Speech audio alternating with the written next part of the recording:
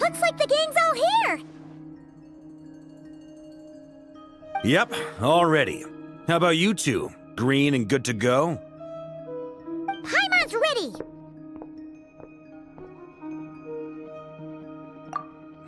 Haha, feeling nervous? Don't blame you. We're all a little out of our depth with this one. Okay, so, some time ago, Columbina was ambushed by the Doctor. It all happened pretty fast, and the last thing you saw was her vanishing into the moon's reflection. Yes, though at the time, all that the rest of us saw was the Doctor using some kind of power. The next moment, Columbina had disappeared, and you were falling into the sea. We have to get Columbina back. And whatever the Doctor's plan is in seizing the Three Moons Authority, we have to stop him before he succeeds. The Frost Moon Scions consider it our duty to rescue the Moon Goddess. I wasn't expecting so many others to come to our aid. So I want you to know that you have our utmost gratitude. Great. Well, first things first. Wait. Someone's here. We heard your footsteps. Although... You've been here for a while now. I take it you followed the Traveler, but I don't sense any ill intent in you. Come on.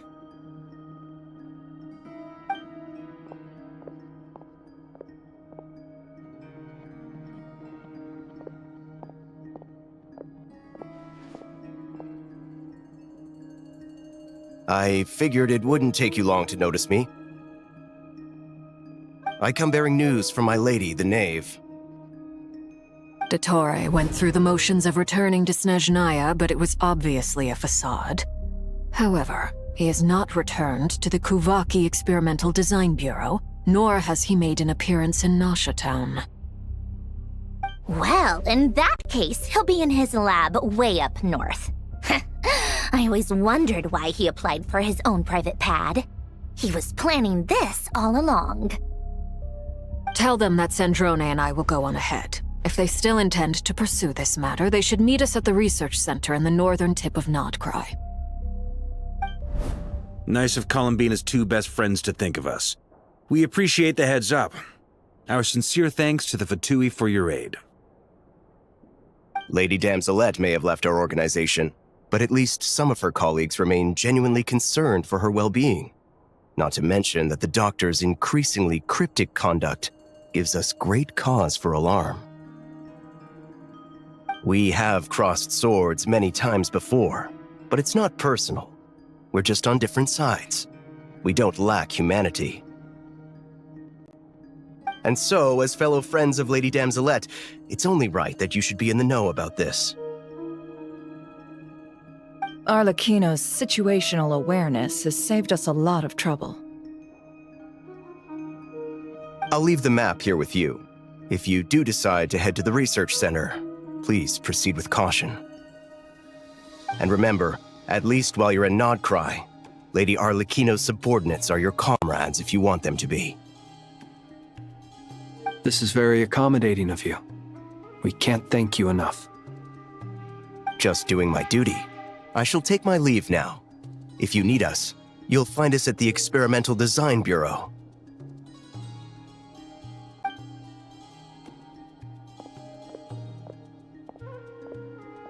So, the Doctors left the Experimental Design Bureau and headed to some research center up north.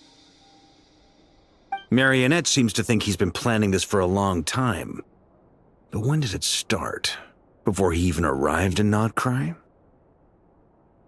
It seems his loyalty to the Tsaritsa is lip service at most. Behind the scenes, he may even be working against her. Whatever his motives, we know that he's decisive and incredibly ruthless. Facing him unprepared would be a recipe for disaster. At this stage, it's difficult to predict his next steps. I suggest we split into 2 groups. We need some people to stay behind and guard Nasha Town. Well, as much as I'd love to help, infiltrating research labs isn't really my area of expertise. But at least take Cool Your Jet's Ducky with you. It should be some help during the battle. And as for Miss Inefa, I suppose you will stay to protect Miss Aino? Detecting operational logic. Protect Aino. Priority. High. Just in case, Servarka, I think it would be best if you stayed behind as well. You can leave the research center to us. I mean, I would have said the Knight of Berea should probably be out on the front line, but okay, fine. Leave Nasha Town to me. Be careful out there, okay? If things get out of hand, fall back right away. Yehoda will be on hand to assist you. In my absence, she can handle any intel gathering work. You got it, boss. You guys make sure to get back here in one piece, all right? We will. Things are moving fast.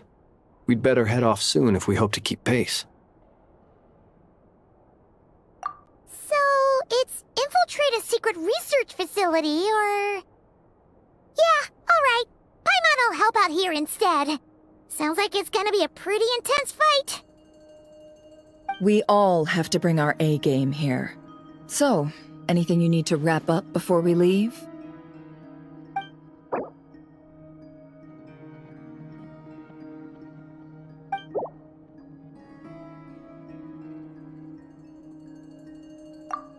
Then you'd better get going.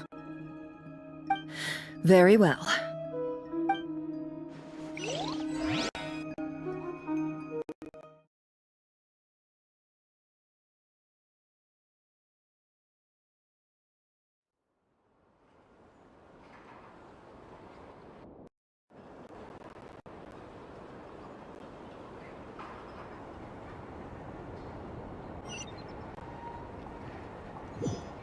All these broken machines on the ground. Someone got here before us. Could it be Arlecchino and Sandrone?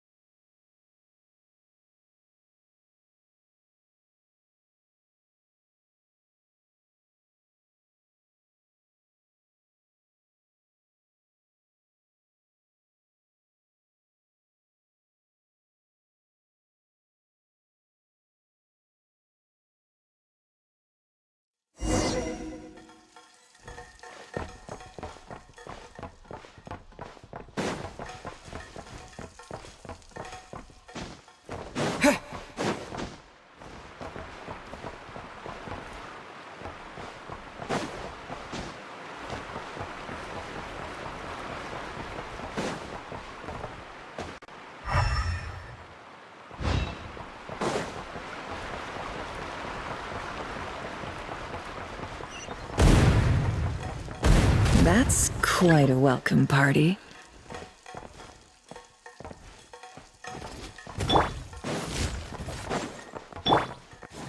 Forest, protect us. With one heart, we pray.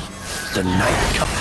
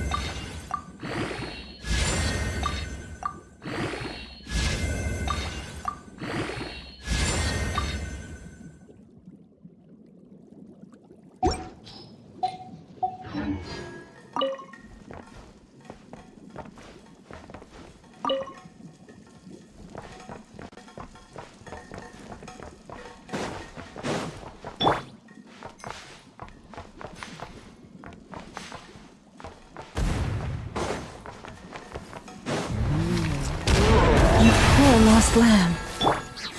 The mystery unravels. It all adds up.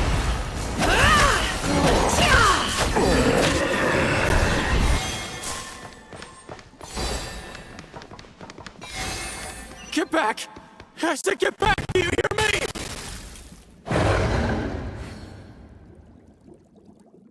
Why isn't it working?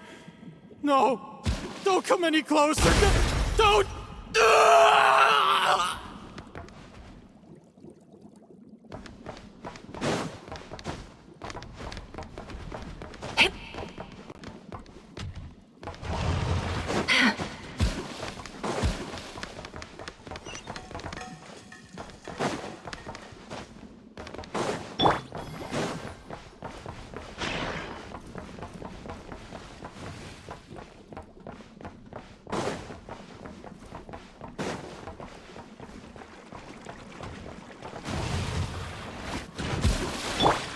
Leave this place. Can't hide the truth.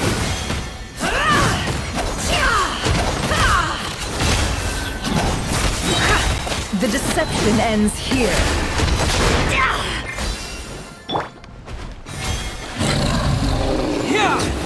You poor souls. May your spirits find peace. Grab that key on the ground. We'll probably need it at some point.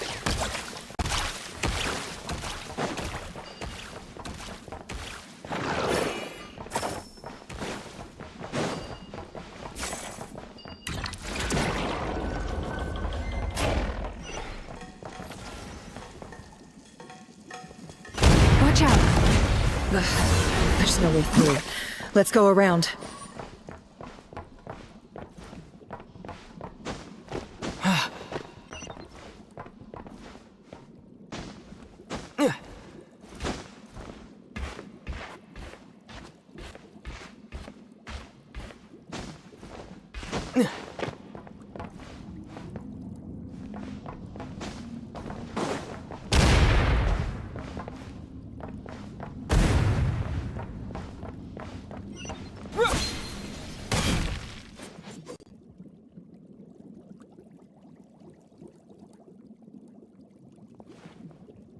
What the?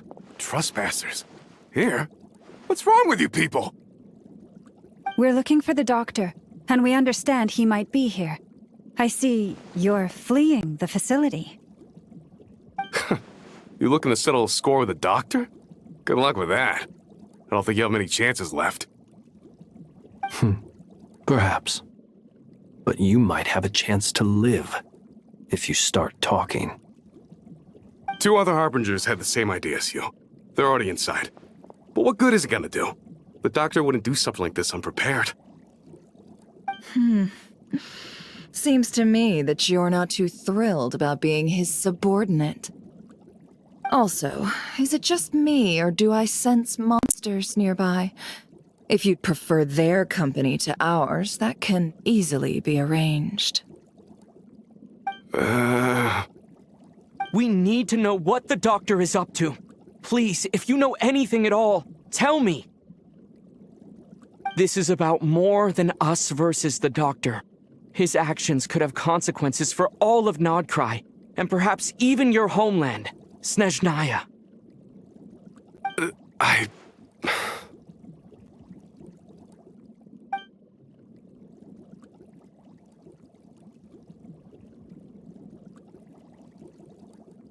He's building something. Ambitious doesn't even begin to describe it. Feels like this could be the big one.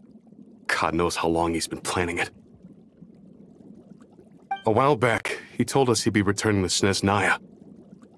We weren't expecting him back so soon.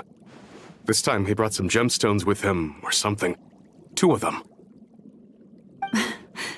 The moon marrow spheres. He stole them from their rightful owner, Columbina. Oh, Lady Damselat? Last I heard, she left the Fatui. Before she went, she told us she'd finished what Her Majesty asked of her, and wished to focus on some personal matters. I remember thinking that leaving us might not be the best choice. I mean, I always looked up to the captain the most, and... Back when this all started, the higher-ups dispatched 3 units to Nodcry to execute their plan. They were led by the Doctor, Marionette, and the Damselet, respectively. I was a part of the Damselet's unit to begin with. She never really interacted with us much. In fact, she seemed sort of detached from everything. Not because she was distracted, just felt like she was indifferent to the world around her. Like she had no stake in anything that happened. She always seemed like she was staring off into the distance. Almost as if she didn't see anything worth living for in the present, so she had to look further afield. That's right. She always used to stare up at the sky. The Doctor used to stand nearby and watch her. Apparently they got along well at first, but somewhere along the way, she grew wary of him, started avoiding him as much as possible. After she left, everyone in our unit merged with the Doctor's. He's similarly indifferent to the world, except when it comes to the moons. He seems to have big plans for them. Right now, obtaining the 3 moons is his #1 priority. He even said, if he can only get his hands on 2 of them, he'll create a 3rd one himself. How would he create an artificial moon marrow? Maybe the knowledge he gained from the Hyperborean phantoms has something to do with it. Thank you for cooperating. We appreciate the level of detail. I get the sense that you'd serve under Columbina again if you had the chance. Would that be fair?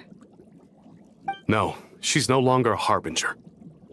As a member of the Fatui, my loyalty will always belong to the Tsaritsa. I'm only telling you all this because I don't completely trust the Doctor. His actions do not align with the goals that first brought us to Nodcry. I understand. We'll do everything within our power to stop him. The Knave's unit is based at the Kuvaki Experimental Design Bureau. Maybe you can seek refuge with them. Well, now we know what's going on here. Artificial moon marrow. He's likely well on the way to completing it. Dottore's technological capabilities are far more advanced than I thought. I fear this could get ugly. Everyone, prepare yourselves.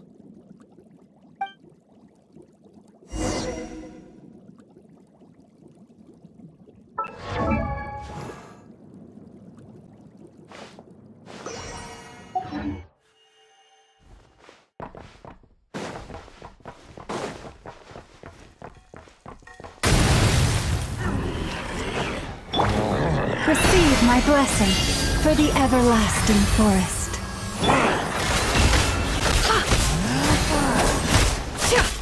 It all adds up. The mystery unravels.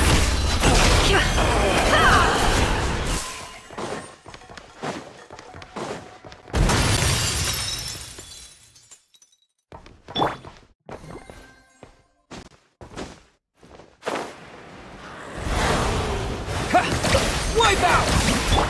You pulled. Close your eyes. Be silent. Night falls.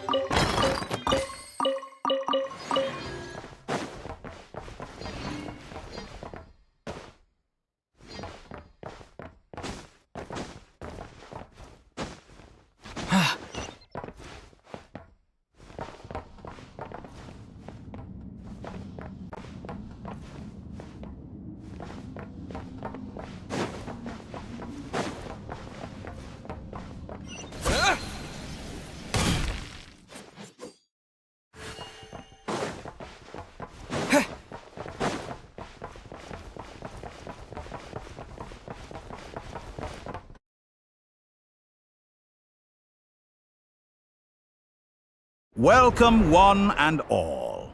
I've been expecting you. I hope my humble research facility is to your liking. Yeah, we really appreciated fighting our way in through a horde of monsters. The gall! You expect us to believe you've just been patiently waiting for us? Of course I have. Should I be worried about something? Everything seems to be going quite smoothly so far, and you've shown up right on schedule. First Sandrone and Arlecchino, now you. Ah, quite a surfeit of guests I've had today.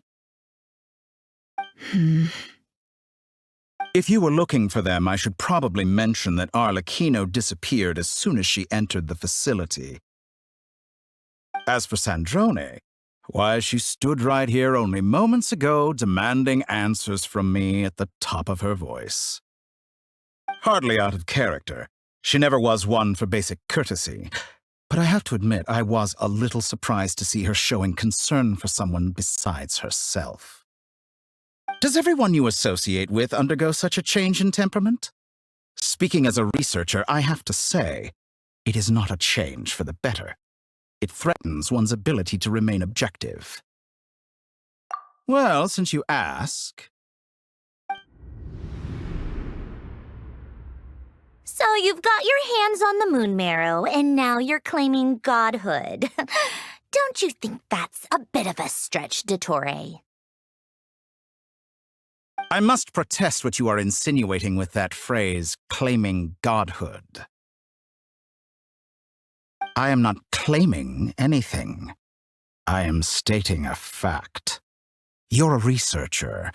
I'm sure you appreciate the distinction between the two. Huh? Wait, you really think you're all that? You'll excuse me if I'm not being a polite little lady for you. We're colleagues. We both know what kind of person you are. By the same token, I knew you'd respond along those lines. You and I both understand that facts speak louder than words. To that end, I've had my people send you a small gift. It should go some way toward helping you understand my present position. What gift?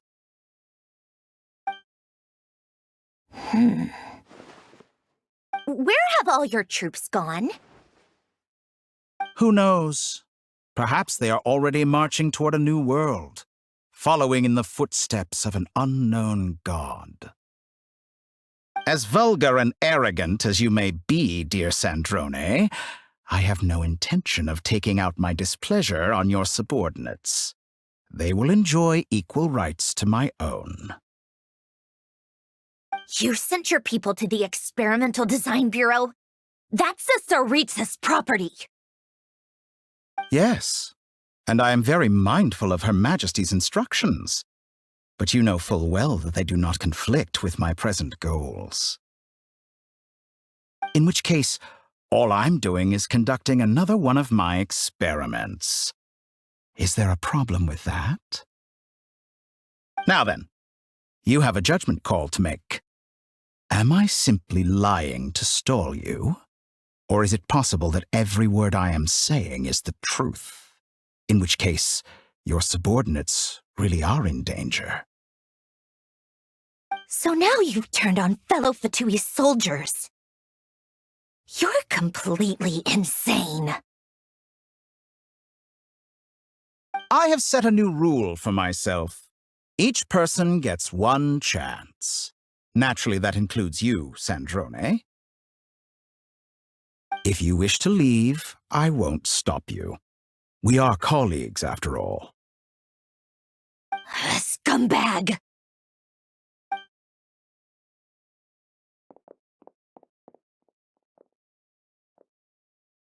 Still, I hadn't counted on Sandrone sparing any thought for the people of this world. Shame. I always found her self-centeredness to be one of her few better qualities. How can she ever hope to achieve greatness when she's so obsessed with protecting her little design bureau? It's more than a little disingenuous to speak of achieving greatness while taking hostages. Or does honor no longer mean anything to you? Honor? I have the marrow of 2 moons in my possession and will soon complete the construction of a 3rd. I will be the god of a new world. And you speak to me of honor? How charmingly naive. Those are sacred relics. You do not deserve them. In my view, many in this world do not deserve to be alive. And yet I mercifully permit them to go on living, do I not? You'll come to regret your actions. Will I now? Let's see if you can make me.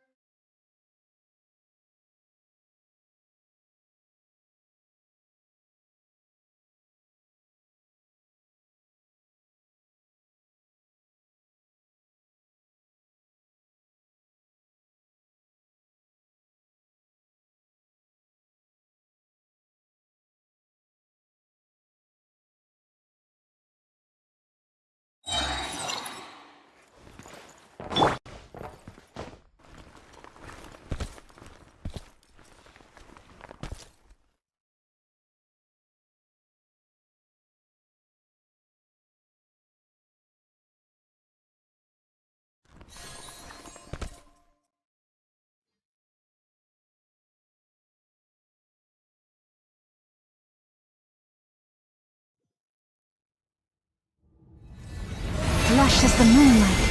With one heart, we pray. Bombs away! The deception ends here. Can't hide the truth. Time to go clean. The long sleep beckons. Observe. Be silent.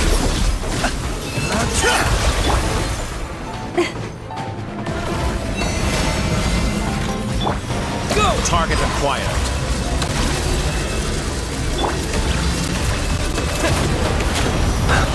Arlecchino! Thanks for the assistance. Arlecchino? They see you as an ally. What a farce. You're clearly here to destroy my research, not me. I'd say your research is more valuable than your life. Am I wrong?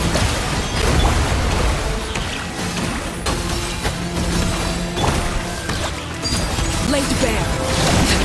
Everlasting as the moon. Lush as the moon. Is this all For it the takes to everlasting tire? forest. Get lost! Within. It all adds up. Shatter like a reflection! Overruled.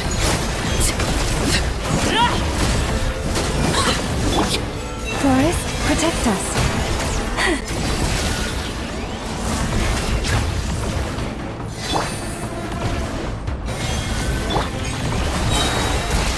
By the frost moon of old.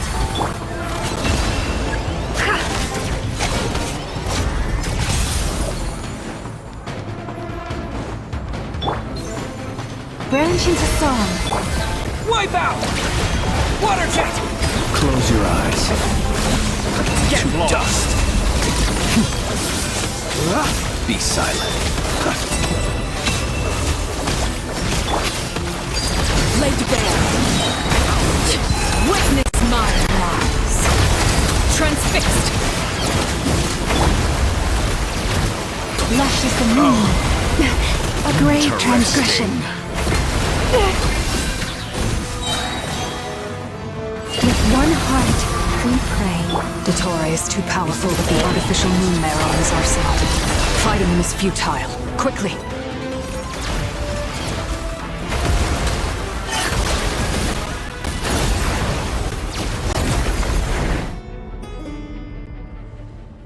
Let's go.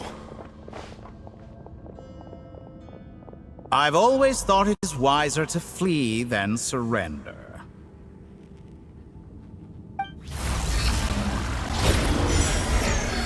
Watch out!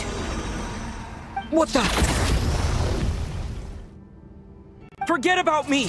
You should... Where's the Traveler?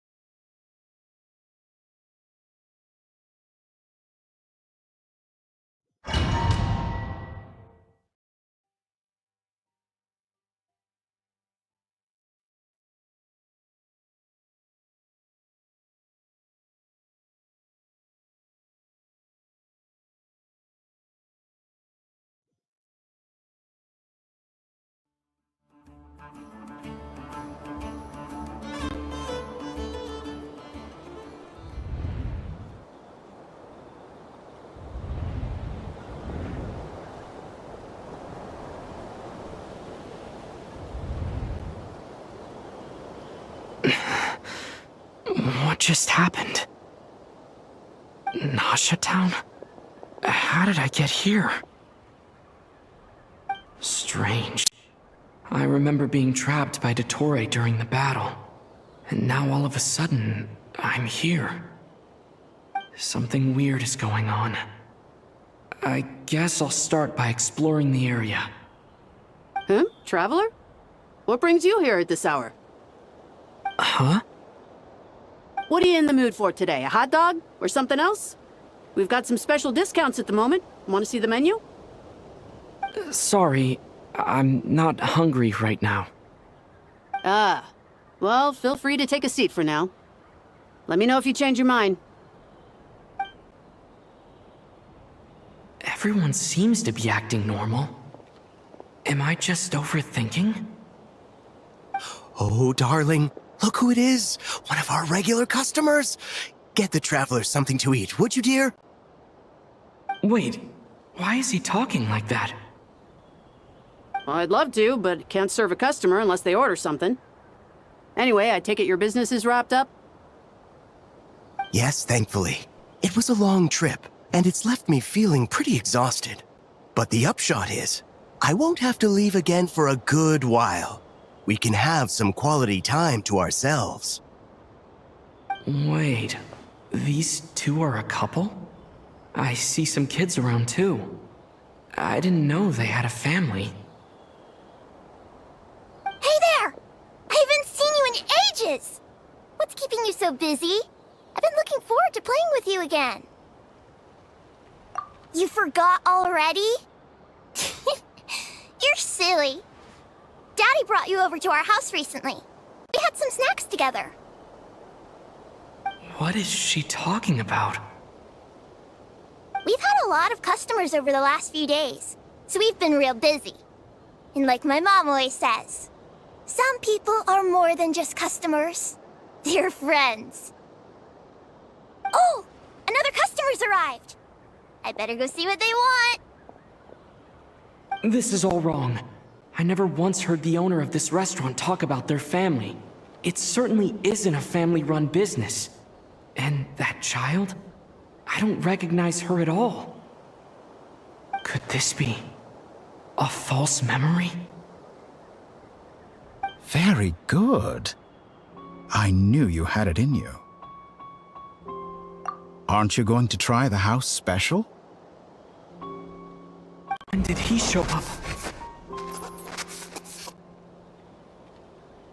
No. None of this is real. You don't seem to like it here. That's fine. We can change venues.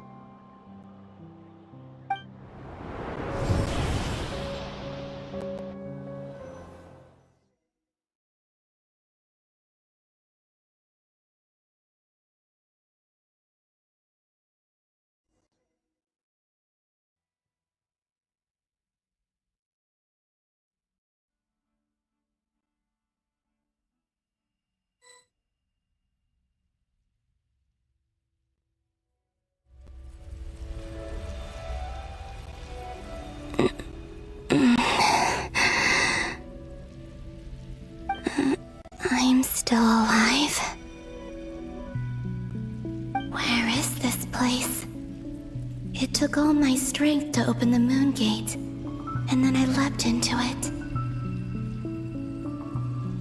So this is the moon's reflection? The mysterious realm beyond the gate?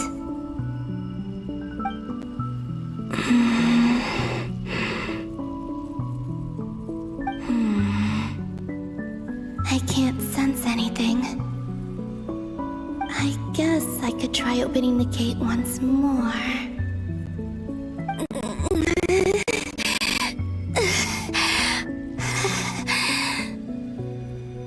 No response. Maybe this space can't be opened from inside.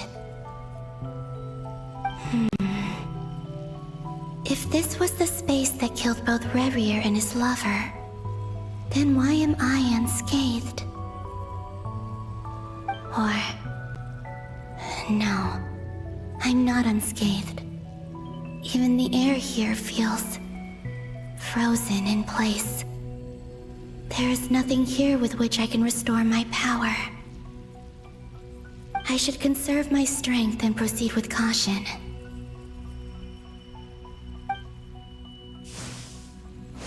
I don't believe Dotori's scheming will stop just because I escaped. If there is any chance that I can get back to the others, any chance at all, I must return.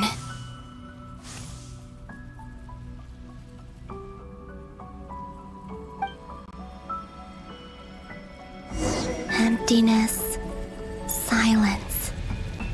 What is this place? Or maybe the real question is, what is it for?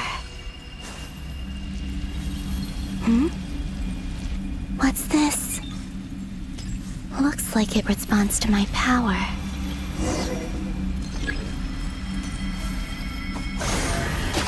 Golden. Like Kuvaki. Is it some sort of guide? And why does it feel so familiar? I might as well follow it.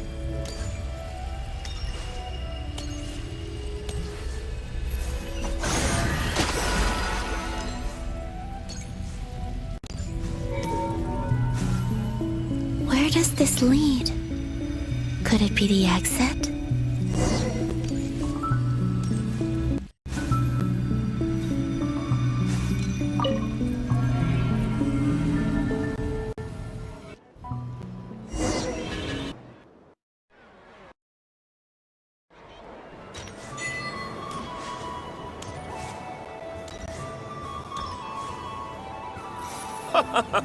Welcome home, Moon Goddess. Is this Nasha Town? But isn't Moon Prayer Night over already?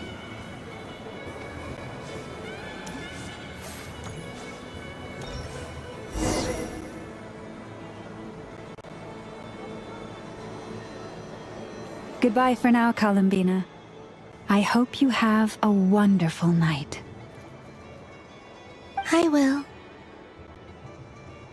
Llama, everyone else, and me?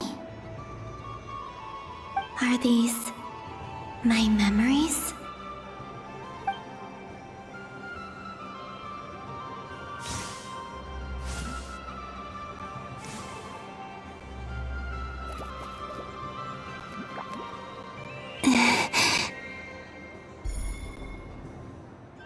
I can't touch them. It's as if we're separated by some impenetrable power.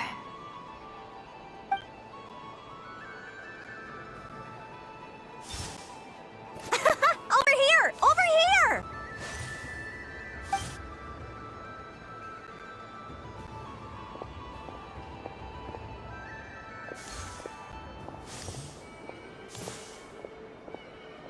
But the people in these memories pass right through me.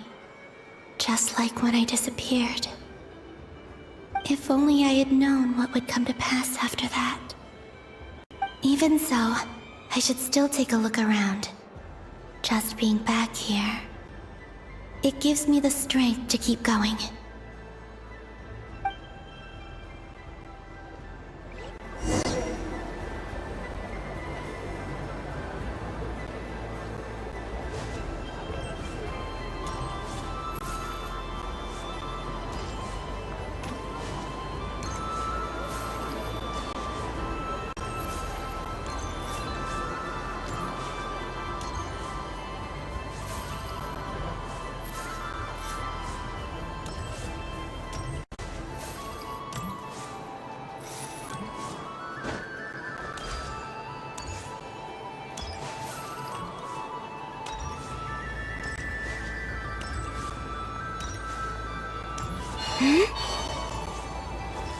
Welcome home, Moon Goddess.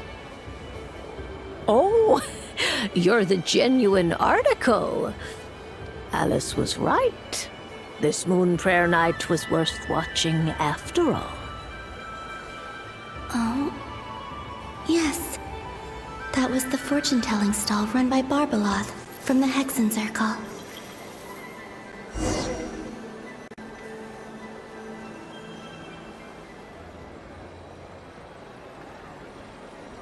Please, draw the first lunar arcana. This represents destiny and is the foundation for the divination as a whole.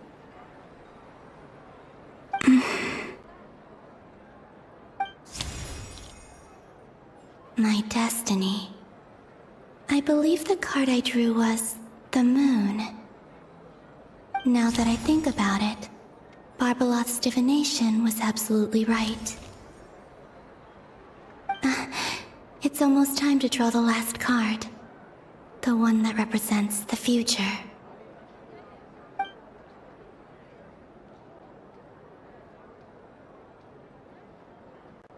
That was the card that popped out on its own. From here, I think.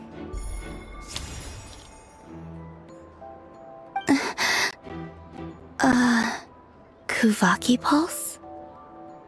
What? Fascinating. I've never encountered this before in my role as a diviner. What's going on? Did that card leave the deck? Because of my influence? All I did was try to touch it, and then... Maybe this memory space is not untouchable after all. Are there weak points in the barrier? Or is it possible that there's more to this space than my memories alone? This card is death. I need to get to the bottom of this. I'll try touching something else.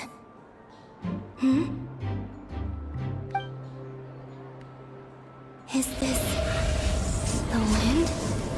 No, it's gravity. It's pulling me outwards. No, Traveler!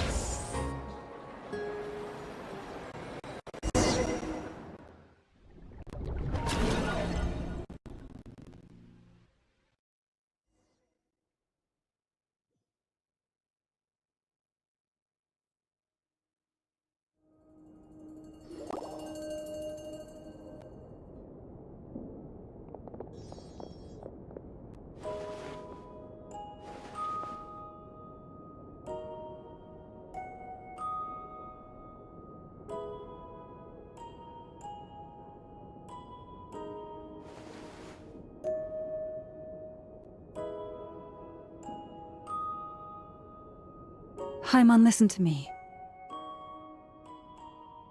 From the bottom of our hearts, we are so sorry. We completely understand how you must feel. The Traveler is trapped, and we all feel responsible for it. Don't say that! Paimon's not a little kid! You didn't leave him behind on purpose! There was nothing you could do!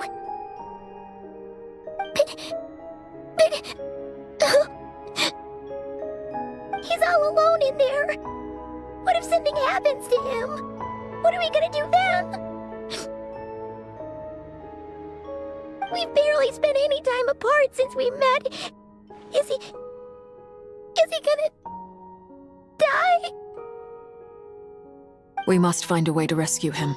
We were all involved in the operation where he was captured, and we do not abandon our comrades. That being said, it won't be easy. Through conversation with the others on our return, we've arrived at a basic idea of what we're up against. Dottore's lab has clearly been in operation for a lot longer than we realized. We found many monster samples stored there. In all likelihood, they were materials he used to research his latest technology. We also know that through his contact with the phantoms of Hyperborea, he gained knowledge about the moons and certain Hyperborean technologies. Using this knowledge, he then fashioned an artificial moon marrow to serve as a replacement for the frost moon beyond the sky. Unlike Columbina, Dottore is not being rejected by Teyvat. And even with 2 of the 3 moon marrows, his power far exceeds all of ours combined. Once his 3rd moon marrow is complete, Dottore will have completely seized the authority of the 3 moons. Teyvat's most primordial powers will then be in his grasp. Does that mean... I'm afraid so. No one could have predicted this level of insanity. Not even from Dottore. And unfortunately, his insanity is coupled with an intellect and ambition that not even his peers in the Fatui can match. This is dire. Sounds like the world is done for. The 3 moons' authority can influence the very fabric of time and space. I dare not imagine what a monster like him would do with that kind of power. The trouble's already begun, I'm afraid. On our way back, we discovered that part of Nodcry is being enveloped by an unknown energy. We cannot ascertain what is happening inside. I'm convinced this is Dottore's doing. Not that there's any way to prove it. The issue is, we have no idea what his intentions are. The only thing more frustrating than facing down evil is knowing that it will surely come, but not knowing when.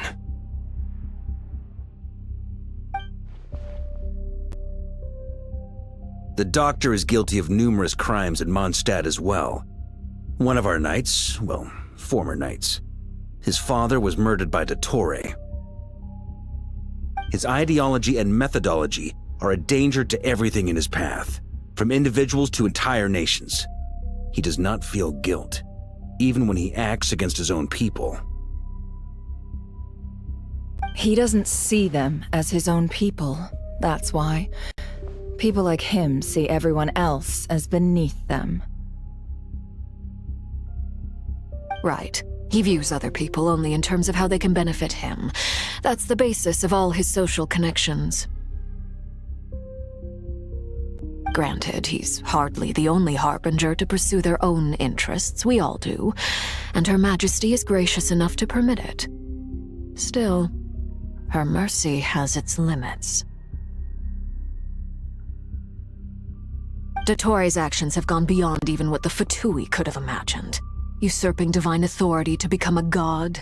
For a servant of the Tsaritsa, that goes beyond being disloyal. It's treason of the highest order. We can't expect him to heed the Tsaritsa's will once he gains the Three Moons' authority. Even we Harbingers consider him the most self-interested among us. Poor Traveler. Of all the people to get caught by... We have to go save him right now! Please! We gotta find a way!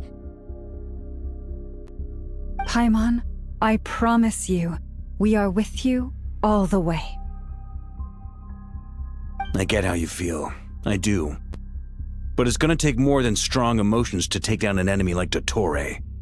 What we need now is more information. Right. We can't even guarantee he's still at his research center. Before we can think about mounting a rescue operation, we need to confirm the Traveler's location. I'll find a way. Paimon knows, but... She's so scared. If anything happens to the Traveler... He might be the strongest person Paimon knows, but he's still human. He feels pain and bleeds just like anyone else. Then think things through before you stick your neck out. Unless you want to lose your head. Sandrone. Miss Sandrone, you're okay? Put the stuff over there, and be gentle with it.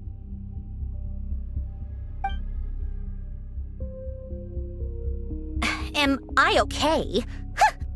As you can see, I've had to move my whole livelihood out of the Experimental Design Bureau. It's been swallowed up by Dottore's energy field. If I'd left it any longer, I probably would have gotten stuck there. Ugh, Dottore always goes a little loco when he finds a shiny new toy. Not that he'd ever admit that. But this time, he's gone full psycho.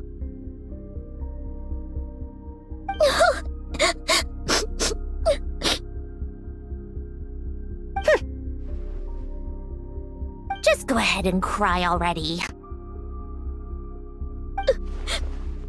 Sorry. Paimon's not trying to make it seem. It's just... She can't. Oh, Paimon. Let it all out. There's no shame in it. When you're overwhelmed by fear and despair, crying can help get it out of your system. You'll feel better for it. Okay then, while the baby of the group is having a moment, how about the grown-ups get to work? Give me your hand. You've made a discovery? Polonia, scan.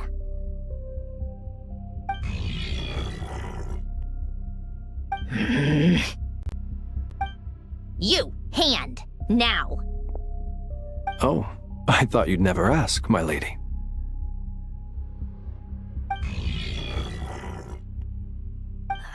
Curses!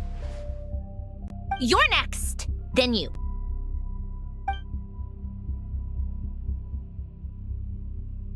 Dottore, you son of a... He's done something to us! Everyone who entered his research center has been implanted with some sort of curse. I don't feel anything unusual at the moment. Does that mean it hasn't activated yet? Is there a way to figure out its purpose and what might trigger it? My best guess is Dottore created it using the Moon Goddess's powers. 1 second, analyzing. Ugh! That friggin' maniac! So, what twisted game is he playing this time? The moment I analyzed the energy composition, some encrypted text appeared in my mind's eye. And when I deciphered it according to the Fatui standard encryption protocol, I got the following message. Feel free to run, or you will perish in nod cry. He's mocking us. Yep, he loves to toy with people. Only in this case, there might be more to it. But I didn't detect any murderous intent or malice either in the message or the curse's energy. As if this is him at his least malicious. Or perhaps all people are cowards in his eyes. Maybe he thinks the threat alone will be effective. What a despicable person. And he has the Traveler in his grasp. If I may, as unhinged as Dottore may be, he has always exercised great patience with the objects of his interest. I remember a comment he made when we first arrived in Nodcry. He said, "This world is, on the whole, an exceedingly dull place. But at least there are a few intriguing features, such as the gods, or the Traveler." Presumably, they interest him because they're unknown quantities. He wants to understand as much as he can about them. Agreed. The Traveler is Tevat's fourth descender. All Harbingers are aware of this. Since Dottore took such pains to capture the Traveler, he is unlikely to kill him right away. Okay, but we still have to do that rescue operation. Of course. I also think we need to read between the lines with Dottore's message. If he's encouraging us to run, that means we mustn't leave Nodcry under any circumstances.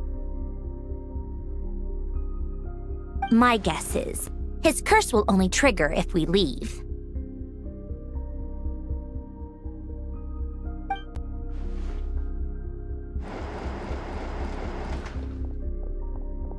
We've discovered multiple energy fields. Albedo is still attempting to analyze their structure. He told me to report back first. Each field is slowly growing, swallowing up more of the surrounding area in the process. And the pace of their expansion has increased since we first examined them. He's probably trying to swallow Nodcry whole. His nefarious ambition knows no bounds. If this continues, the whole of Tevat will be in trouble, not just Nodcry. The loss of Columbina could not have come at a worse time. Do we think she's truly gone for good?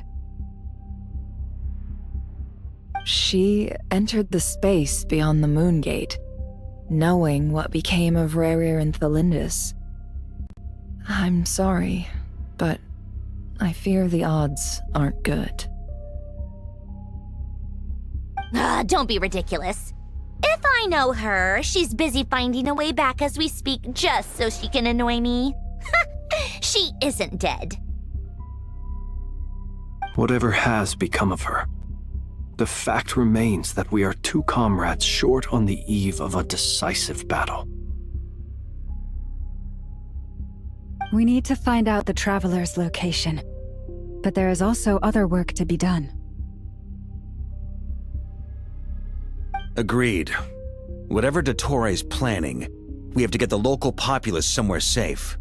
So, as well as a rescue mission, we have to organize a mass evacuation at the same time. It would be best if someone could approach leaders of neighboring nations and negotiate emergency asylum for Nodcry's inhabitants. Can anyone handle that?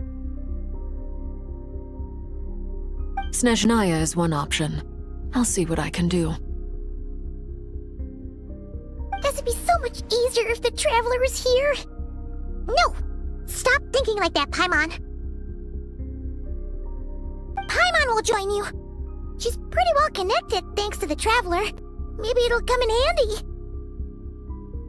Either way, that's what the Traveler would do if he was here.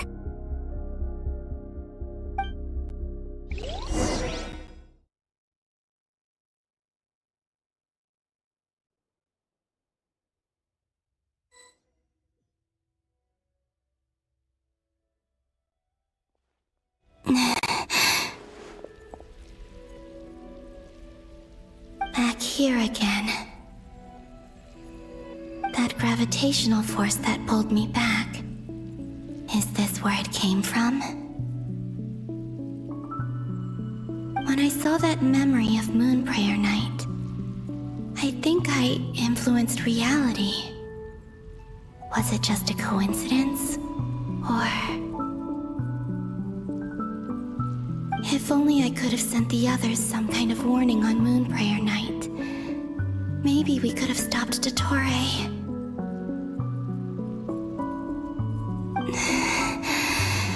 I feel so heavy.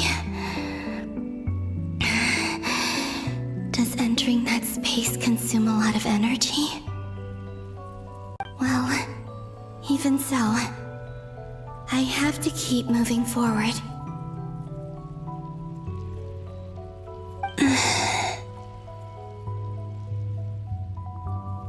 Back to emptiness and silence again. I should try and find my way back inside that memory.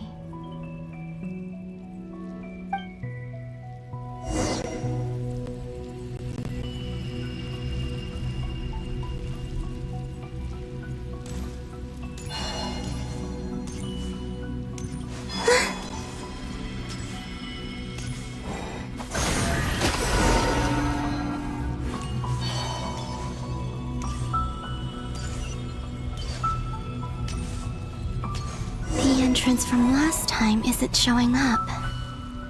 What am I missing?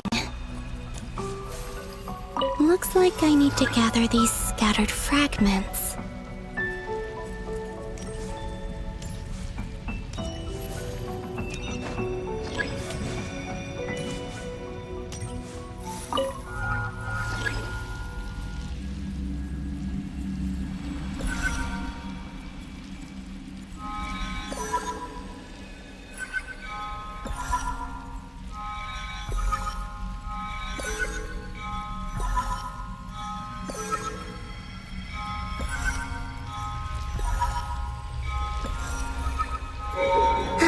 It worked!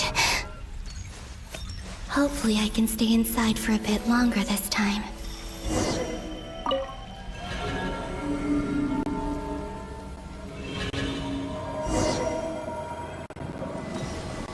Ad Astra Abyssosk. Welcome to the Adventurers Guild. What? This doesn't look like Moon Prayer Night.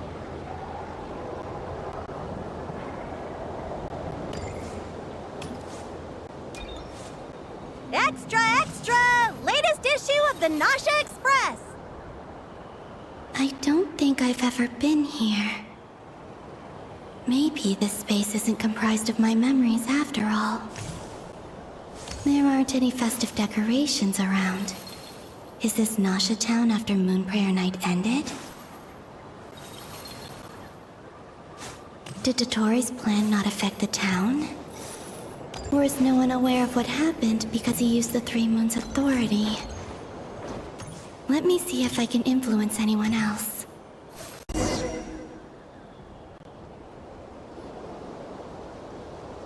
So, what do we do next? Wait, that voice. Paimon? The most important thing right now is to find that mage. Lauma the Traveler and Mr. Varga are here too. I'd better go pay the Fatui a visit. Traveler!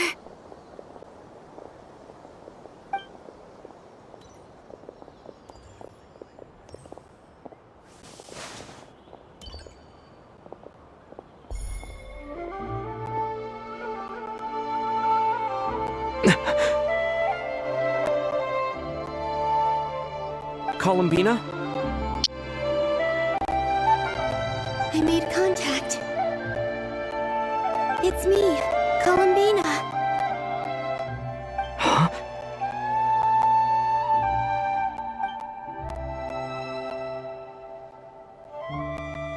Traveler? Let's go! This is no time to be spacing out!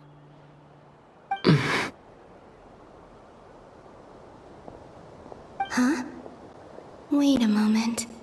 This has happened before. This is what happened when I disappeared. I stood right over there, thinking that no one would ever find me again. It was only when he called my name that I decided to follow them. But did he turn around because he sensed my touch just now? Is it really possible that from in here, I can change the past? If I keep following them, maybe... Huh? It's that gravity again.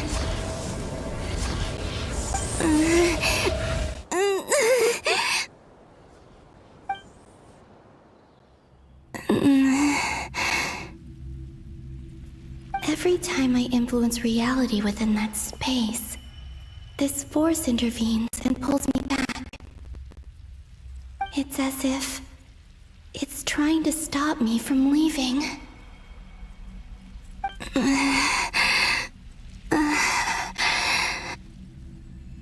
I'm getting weaker and weaker. I'll just have to try another approach next time. Come on, Columbina. Keep going. You have to tell everyone what happened.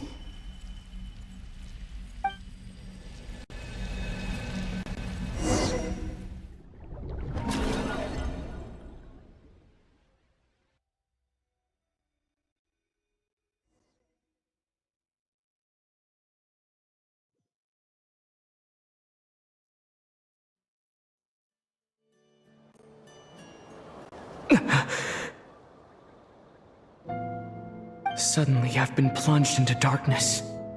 Alone. It feels strange. As if something has grabbed hold of me. Is Toray now powerful enough to interfere with space itself? Look at you, standing so still in total silence. I almost didn't recognize you. Hello there, traveler. He seems to be in a good mood. Wait, what's that behind him? Ah, so you noticed. This is the completed trilune. 2 primordial moon marrows and 1 artificial specimen. You are wary of it. Good. Maintain that reverence. You performed well in that recent battle. Brave and reckless as always. Courage is the sign of a true hero, and impulsiveness is the hallmark of those who strive to advance. I say this not to belittle you. Most creatures are far more timid by comparison. 3 moon marrows? Does that mean the artificial one is now complete too? Well spotted. What do you think? For a replica I built myself, I dare say it looks the part. Toray, are you planting illusions in my mind? I have no interest in fooling your eyes. On the contrary, I hope to show you the true essence of all that you see before you.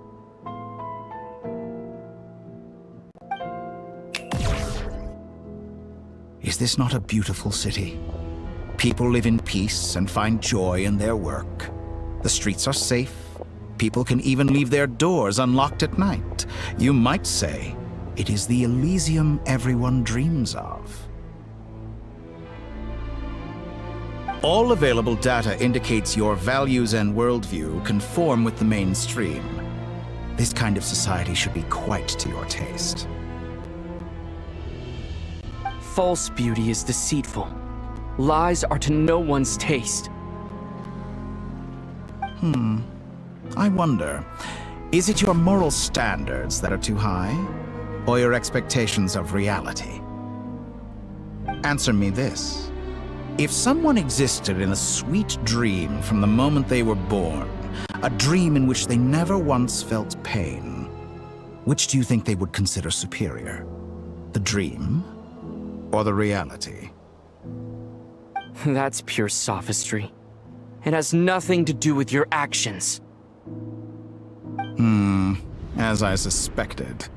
You have yet to understand all of this for what it really is. What do you want from me? You sound impatient. Do you think the only reason I'm keeping you is because I want something from you? If it's not, then why haven't you killed me yet? No one can stop you if you're as powerful as a god. I'm delighted you recognize that fact. I believe we last squared off in Sumeru. Ah, the memories. How time flies. You and I have both grown. I'm not surprised that Arlecchino and Sandrone worked with you. You've always a way of slowly but surely ingratiating yourself with all levels of society.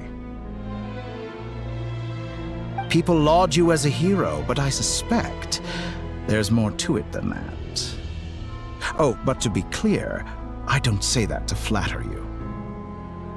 Do you always give your opponent an appraisal before you deal the final blow?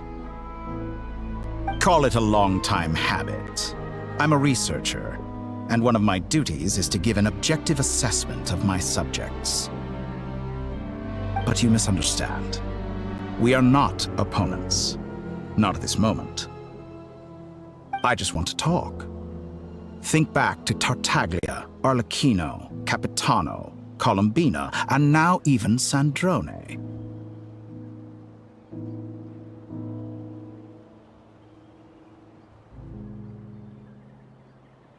You've worked with each of them in the past.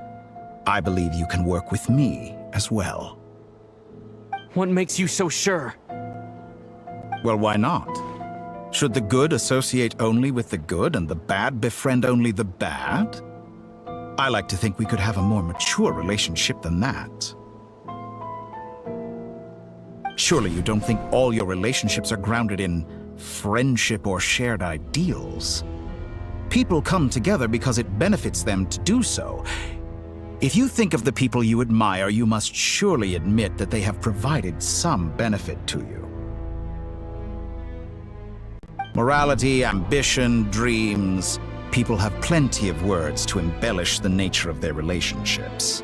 But once you break free from those ethical frameworks, you will see that the only thing connecting the two of you is mutual benefit. And that is what I'd like to talk to you about. We're finally getting into it. He's probably been planning to kidnap me for a long time now. But for what exactly?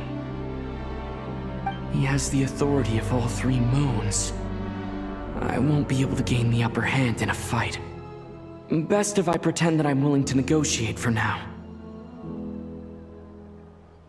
You say you're a god, but you also speak of mutual benefit. What could a god want that the three moons cannot provide? Excellent question. But before I answer, I would ask you the same thing. Gaining Colombina's allegiance was a rare and extraordinary feat. But the Moon Marrows are now in my hands, and I have the edge over her. For this artificial moon is not being rejected by Teyvat. Her identity and lineage may have been a thing of glory in the old world, but they were also shackles that prevented her from ever integrating into Teyvat. I, on the other hand, you may view me as a thief, but I have overcome that limitation. So what is it that the three moons cannot grant you? What stops you from negotiating with me to get what you want? I don't make deals with lying psychopaths. That's quite an accusation. Are you expecting me to get angry with you? Well, this is one aspect in which my personal growth has served me well. In the past, my less mature self might have been disappointed, perhaps even angry, over a small setback like this. Like when you and Lesser Lord Kusanali joined forces to oppose me, for example. But things are different now. Just as the rich do not quibble with the poor, I no longer find myself perturbed by these trivial affairs. Human relationships end with conflicts of emotions and interests. But relations between humans and gods are different. And ours is even more unique. I have ascended to the highest heights and laid claim to unprecedented horizons. And you were no ordinary person to begin with.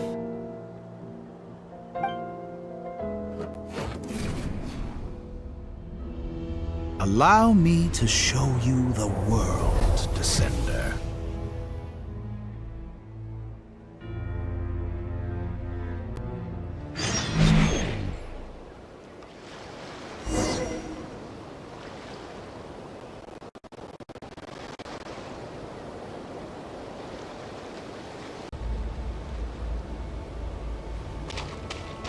To stand, walk, jump, sit, and lie down. These are the most common of behaviors.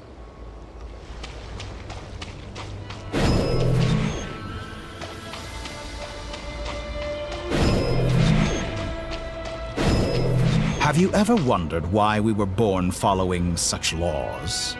Who stipulated that we could not fly instead of walk?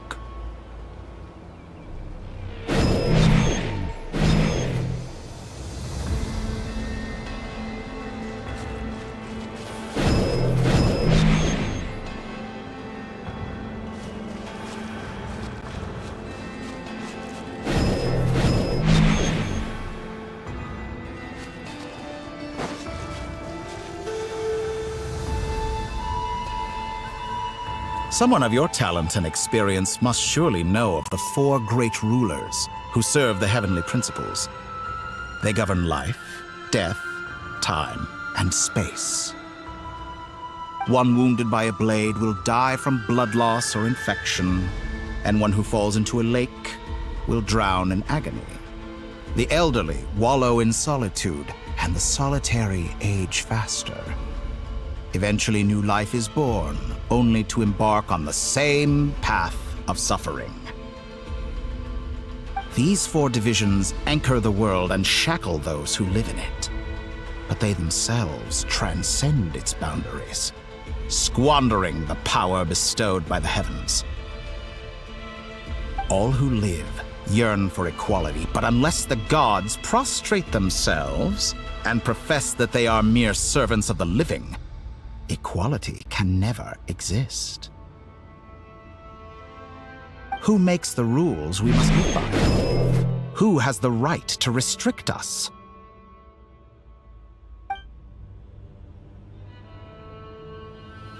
The limits of the body can be rejected.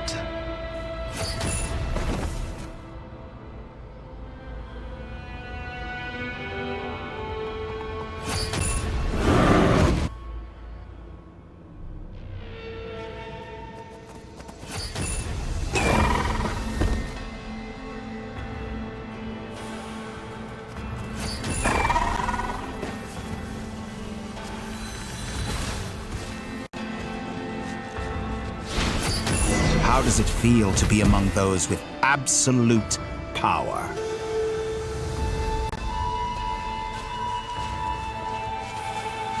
You cannot conceive the extent to which your flesh hinders your mind and spirit.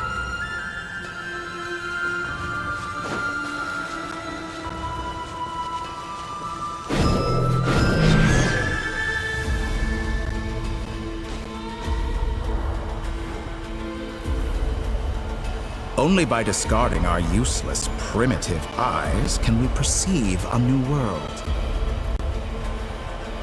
How narrow-minded we all were in the past. Why should the final answer of the world not be the power that predates those of life, death, time, and space? The power of the Triloom. Through it, I have glimpsed new experimental possibilities. Nature suppressed, authority exiled, souls controlled.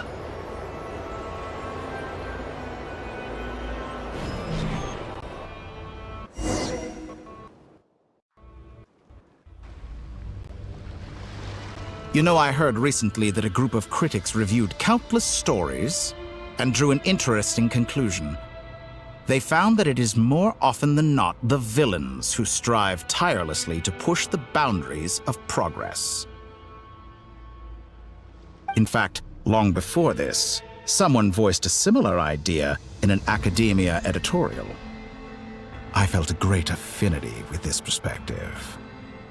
I have never been afraid to step up and play the role of the villain. Fanatics are trampled down for their transgressions, and those who transcend are rebuked for their audacity. And so, the majority of creatures are too timid to follow my lead. But all sacrifices made during my experiments have been worthwhile, as you can now see. I can offer you something new, something unique, precisely because I am a villain. Think about it. We are eternally bound through mutual interest. Can you truly say you would never turn to malice if it could give you the life you dream of? After all, what value do perfection and purity really have? They are fragile and feeble things, utterly tedious. I say, better to be governed by a flawed humanity than a gnosis. The true seeker of knowledge is the villain who undergoes countless tribulations in pursuit of their goal. I'm sure many people have told you that you're different. Because I'm a descender? Exactly. Very clever. But what has that got to do with you? I do not conceal my wicked deeds, my selfish desires, or my greed. A true researcher must act as I do if they are to understand and speak of the truth. And yet, a knowledge seeker like myself will inevitably grow tired of studying Tevat beyond a point. You have traveled to all corners of the world and met many people. Along the way, there have been moments when you were misunderstood or even became a wanted criminal. And all the while, you have spent your days doing some of the most mundane jobs in the world. You fight and toil, claim minuscule rewards from my friend Pantalone, then you fight some more, winning some battles and losing others as your search goes on. And this cycle continues, with no end in sight. Surely you must sometimes grow weary of being stuck in this same loop day after day. We're completely different. I embrace everything that life throws at me. I am engaged in every step of my journey. How does that make us different? I too embrace what life brings, researching everything that interests me. Think of all the novel things I've managed to create, like the artificial moon marrow. Don't you see? As unique a specimen as she was, even Columbina is not irreplaceable. Take that back! She's gone because of your actions! I didn't say that to anger you. Though admittedly, I don't see what there is to be angry about. Anything Columbina could do for you, I can do better. I know what your ultimate goal is. You wish to walk the path your sister walked, and seek answers from her at the end of that journey, don't you? Someone like you could never understand what it feels like to care about another person the way I care about her. Perhaps not, but that doesn't mean I can't help. I could find your sister right now, bring her before you, and make her give you the answers you seek. Don't be so presumptuous. You'll never begin to understand the situation between us. Oh, no. This is no presumption. I'm only offering what I know is possible with the power of the Trilune. but it seems like you would sooner continue with your journey through this world. Why? Do you truly desire this journey? Or is it simply a necessary process from which you cannot escape? Think of all the time and energy you have spent, everything you've had to endure just to make it this far. Is this really what you want? Or has your hand been forced by the promise of that final answer? Yes, you have made many friends. But do they ever spare a thought for the void in your heart and what it yearns for? What you want is not friends. It is family. But do they know this? I, on the other hand, am far more considerate. Join my experiment, and in return, I will bring your meaningless journey and all its struggles to an end. This is a malicious attempt to manipulate me. But at the same time, he's stating some very human truths. Of course he's right about my predicament. How can I deny it? I have faced ungrateful strangers, never-ending troubles, an endless quest for answers. I want to see her. After everything I've been through, words can't describe how much I miss her. How much I want to be reunited with her. Wherever you are right now, do you miss me too?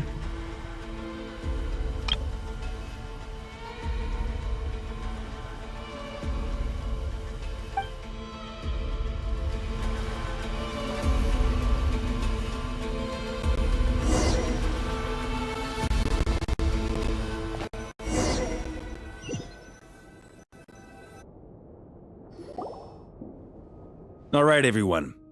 Our next mission is clear. We need to contact all the major organizations, explain the situation to the public, and then begin the evacuation. The residents of Notcry are quite dispersed. The two most populated areas are the Southern Isles and Pyramida. Miss Lauma, I will leave Hisi Island and Nasha Town in your hands. I will liaise with the Fatui and Pyramida. Agreed. We will reach out to Natlan and Snezhnaya. Anyone found north of the Experimental Design Bureau should follow the Fatui to Snezhnaya. As for those dwelling south of that line, I will ask the Voynich Guild to help persuade them to leave. Then I, Mr. Varka, and the Frostmoon Scions will escort them to Natlan. The Voynich Guild has dealings with the Curatorium of Secrets. I will send them a letter vouching for your credibility. Yehoda, you should help Lauma. This is too big of a task for one person. My wish has come true. You're willingly lending me your most capable employee for the day. Well, good for you if all this only takes a day. Of course, if it takes any longer, I'll be charging a fee. Boss, wait! Don't I get a say in this? Oh, I'm sorry. Something to add, Yehoda? Well, no one's more important to me than you, boss. And remember how Lauma healed your eyes after that big battle? I think that's worth at least 2 or 3 days' work for the Frostmoon Scions. Are you completely incapable of acting in your own self-interest? Or do you simply devalue your own labor? Are you sure you don't want to come with us? Who will see to our other work if we're all busy evacuating residents? Sandrone insists that Columbina is still alive, and we have a traveler to rescue. There's much to be done. But boss, I'm just worried that... Well, Nefer, I'll link up with you once my tasks are complete. What makes you think I'd need you to do that? I'll need it. And considering the way you approach certain matters, I think he'll be better off with me present. That's quite enough. Just focus on your work first. I bet we're in for an uphill battle here. But we can help out too. Inefa and I are gonna help Nasha Town's residents carry their stuff. Loading schedule. Store essential local research data and technology samples, then escort the people to Natlan. Understood. I will execute this to the best of my abilities. Great stuff. Thank you, ladies. I've contacted the Lightkeepers. A colleague of mine will join us shortly. I will persuade them to conduct a thorough search of the region to ensure that no civilians get left behind. As for me, I guess I'll be making an early return to Sumeru. I think it's important that someone informs the Dendro Archon of what's going on in Notcry. Roger that. Someone should inform Mondstadt, too. Mr. Duran, can I trust you to handle that? I think you fly faster than any of us can run. As an added incentive, get there fast enough and I'll see about getting your gliding exam waived. Really? Ha! Mission accepted, sir! I intend to stay behind and help Miss Sandrone with her research.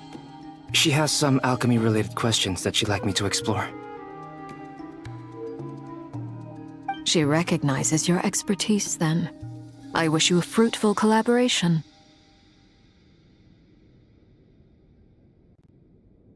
Thank you. In truth, I was surprised to hear her express an interest in subject matter outside of machines. I believe she has been investigating some Fontanian technology recently. She made a point of bringing the relevant materials with her when she left the Experimental Design Bureau. She's sorting through everything in her room as we speak. I should mention that we have one other friend who isn't present. He hasn't made his position in all of this clear. But if we know anything about him, he's likely investigating on his own. Paimon's been very quiet today. But I know how close she and the Traveler are with the Natlanese. She should come with us to the border. Okay. Paimon will do her best. Make sure to heed Sandrone's warning. Many of us have been cursed by Dottore. As such, under no circumstances should anyone cross national borders. Remain within Notcry.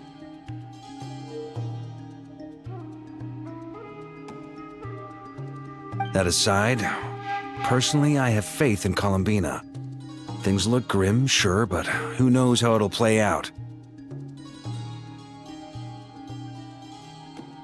Same goes for rescuing the Traveler. Both of them are important allies and friends. We'll be counting on you to gather intel on them, Miss Nefer. Oh, wonderful. You're all here. That voice again! Nicole? Whoa, that was loud! And it came out of nowhere. So mysterious. Sorry, this is the only way I can speak to you all right now. Please accept my apology. Anyway, time is short. I'll cut to the chase. We're still facing quite a catastrophe here at the world's borders. Alice has roped in every Hexenzirkel member she can get a hold of. Except for me. She told me I had to come and help you all out as a matter of urgency. I quote, "You love talking, don't you? Well, now it's finally your time to shine. Take these. Make sure the whole party gets one each. You'll be in charge of making sure everyone stays connected." Huh? Is this a Dodo communication device? Scanning. Unknown device. Analyzing. Unknown device. Conclusion. Cute. Affirmative. It is cute and good. I believe that I quite like it. This is no ordinary Dodo communication device. It's my very own special modified version, specifically... Ah, sorry. I almost went off on another tangent there. Anyway, help yourselves. It will allow us to communicate over long distances within Nodcry. No more worrying about shuttling messages back and forth. What astounding technology. Am I right in assuming that it relies on your personal abilities to function, Miss Nicole? Yes, exactly. Right on cue, Albedo. Ah, I'd love to brag to you all about how it all works. But no, next time. Anyway, I'll be right with you all, serving as a communication hub. That's all from me. Head off as soon as you're ready. I'll be staying here to keep watch, and I'll be sending you my blessings.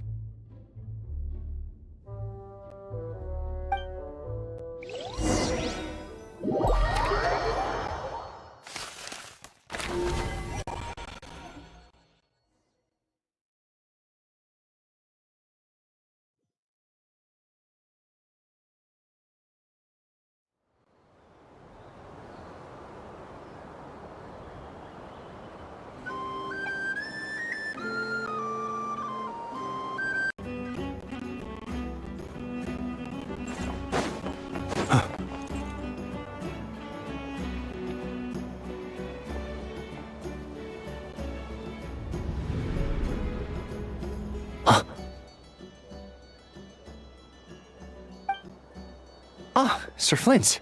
Perfect timing. I just arrived myself. You are most considerate, Master Ilua. But in fact, I know you have been sitting here for quite some time. If you saw me, why didn't you say something? I was curious to see how long you could sit still for. Also, shouldn't you have managed to sense me approaching? That would be a first. You always seem to appear out of thin air without making a peep. Also, how many times do I have to tell you not to address me as master? I don't qualify. I beg to differ. Why should a young man so well versed in social graces as yourself not be worthy of that title? Please, Lord Flint's... Sir Flint's. I'm begging you, don't flatter me into complacency like you do with everyone else. You understand me better than most.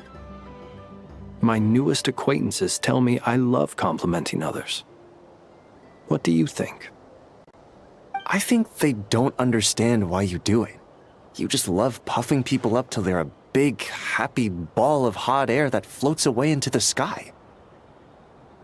In all sincerity, I can only hope that they bring good tidings when they come back down to Earth.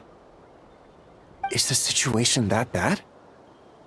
We just held a strategy meeting. Let me fill you in.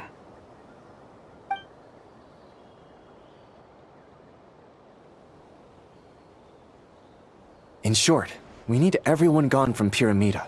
We also need a team of lightkeepers to scour the more remote regions of Nodcry for civilians to evacuate. I only hope we have enough personnel.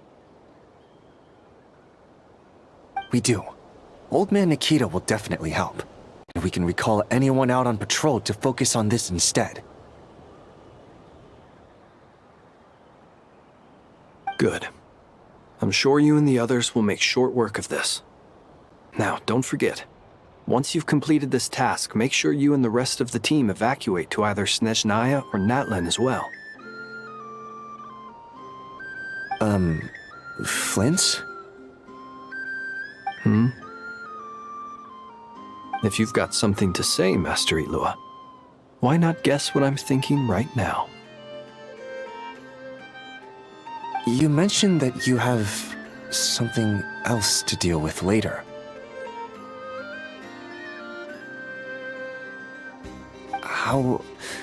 How difficult is it going to be? I doubt it will be easy.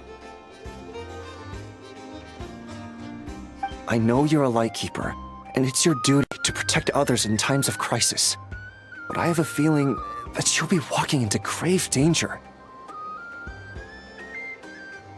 However bad things have gotten in the past, Nodcry has never faced a mass evacuation before. But from the sounds of it, you don't intend to come with us.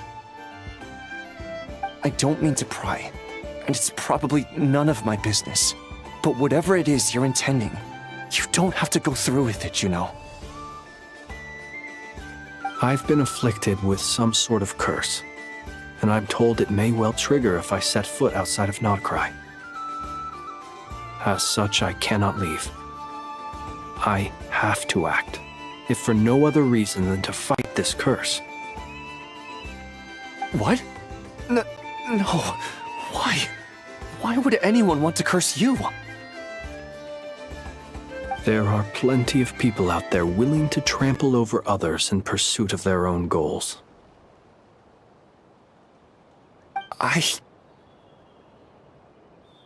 Frankly, Sir Flint, I am furious. You're making light of what is an incredibly serious situation.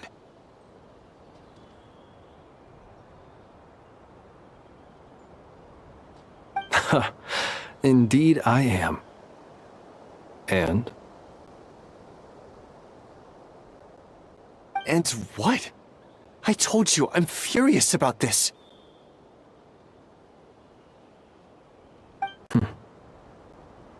Nothing I can do about it, I'm afraid.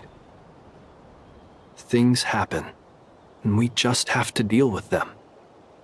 If you find yourself feeling angry, perhaps start by drinking a big glass of water. Hey, you mean you're completely unmoved by my anger? I'm devastated. Then allow me to express my sincerest regret. Come by the lighthouse sometime. We'll catch ourselves a few fish, have a little barbecue, play some cards, and bask in the sun.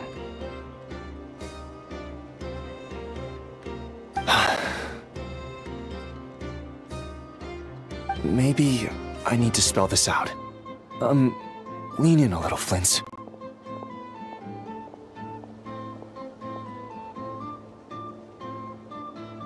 Oh my, this doesn't bode well.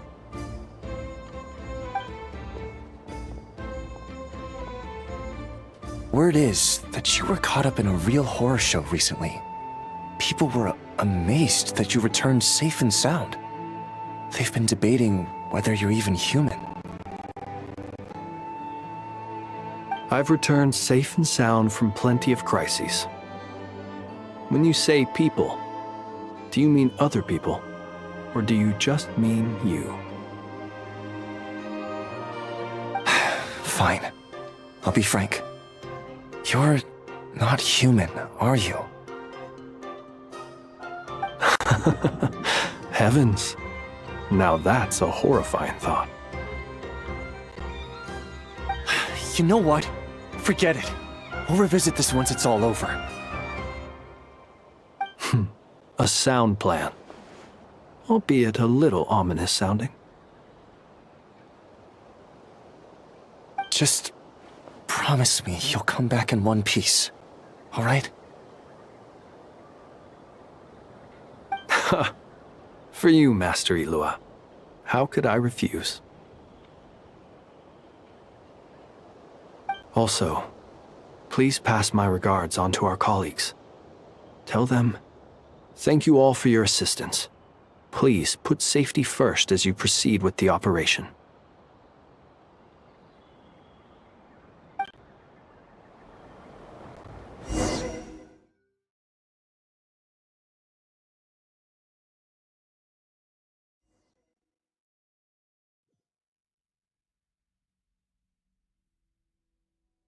I have to keep searching for a path toward reality.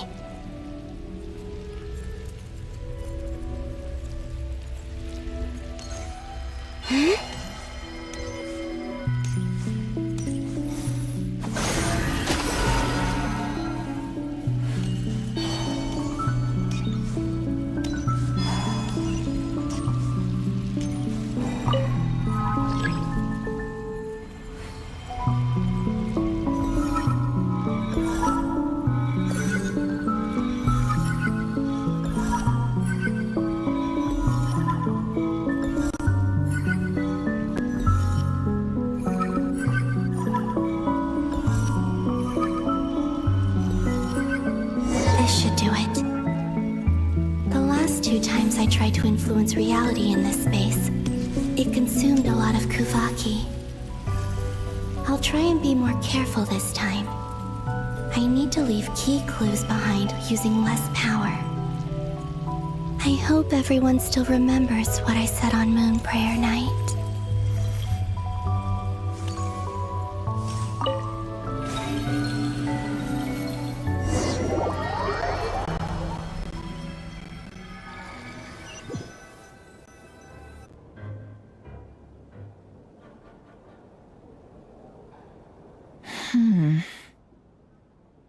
Nothing here either.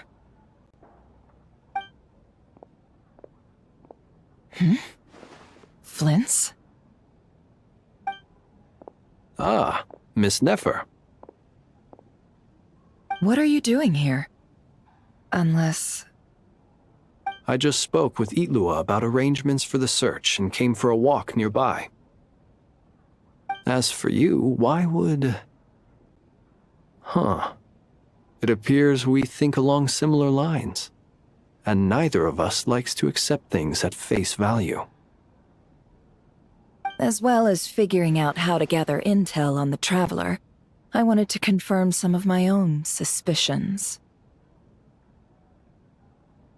Also, we'll need to bring a lot of force to bear against Dottore, even if we're only looking to rescue the Traveler. We can't leave anything to chance. You don't think Columbina perished either, do you? I'm merely considering the possibility that she survived, just as you are. How much can we really know about a deity like her anyway?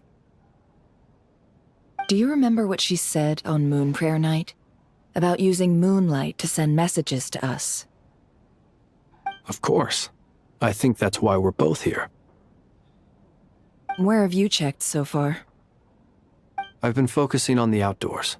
Anywhere the moonlight shines. I checked most of Nasha Town, but didn't find anything.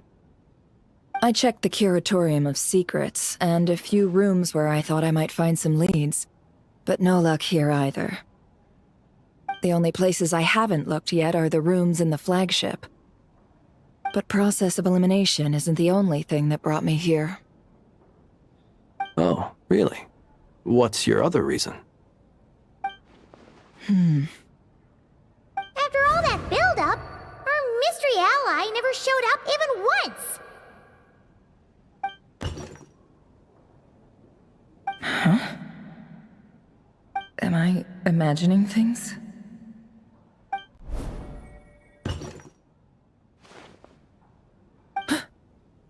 Come on, let's see what's going on.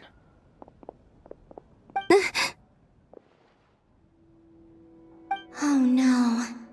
I knocked over a vase as soon as I came in. It must have been caused by a Kuvaki fluctuation when I entered the space. Although, it seems like I'm not about to be pulled away this time. It looks like as long as I'm careful with my actions, it doesn't count as influencing reality. Anyway, is this the flagship? The Traveler mentioned that's where he was staying. I only went into the lobby last time, so I've never actually been here before. How does this space work? If nothing else, I can now be sure that it is not simply memory. He mentioned where his room was. I think it's this one.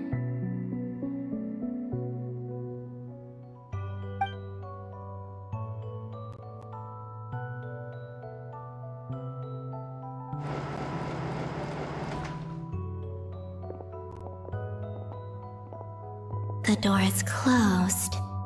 But if this is anything like when I disappeared, then maybe...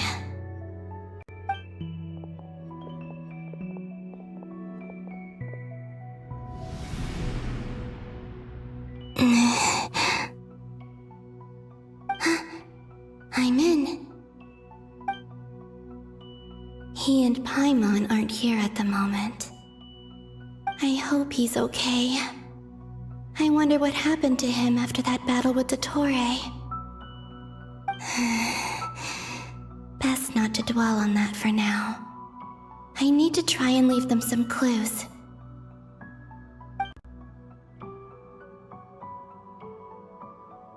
Please, Traveler. I really hope you find this.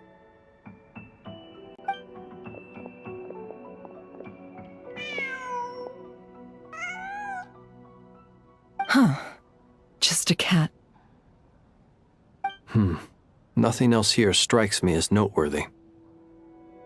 Didn't you stay here for a couple of nights once? Before Rerir showed himself, yes. It's also where the Traveler and I first met. Did you notice anything unusual during your stay? I remember thinking how much noisier the flagship is at night compared to the graveyard. Other than that, no. The Traveler and Paimon were most congenial neighbors. This is where they've been staying, yes? Over here? That's right. I wouldn't usually condone breaking and entering, but we can make it up to them later. Focus now. I have to write a message on the wall using Kuvaki, just like I said on Moon Prayer Night. Simply open your windows on nights when the moon shines bright, and the moonlight will naturally flow towards the words I have written.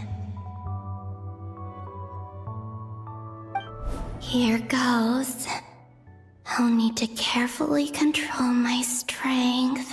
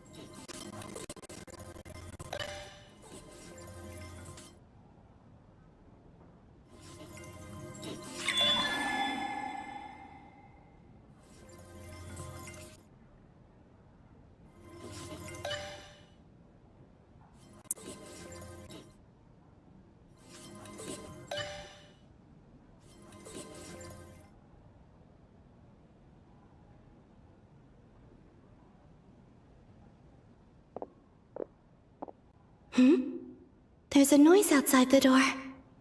Is he back?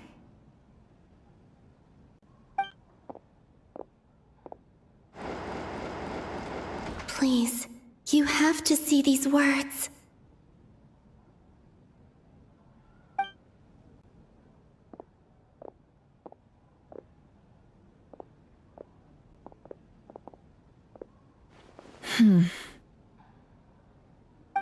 Well, do you sense anything? Unfortunately, no.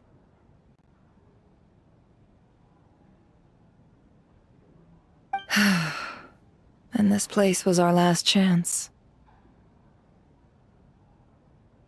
Not necessarily. We've only looked in Nasha Town so far. Miss Columbina said she would leave messages at her friends' dwellings. It's still worth checking where Miss Lauma lives and where I live.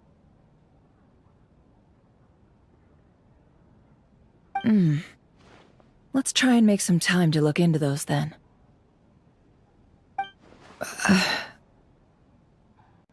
Wait. What are you waiting for? Oh, Paimon might have overeaten slightly.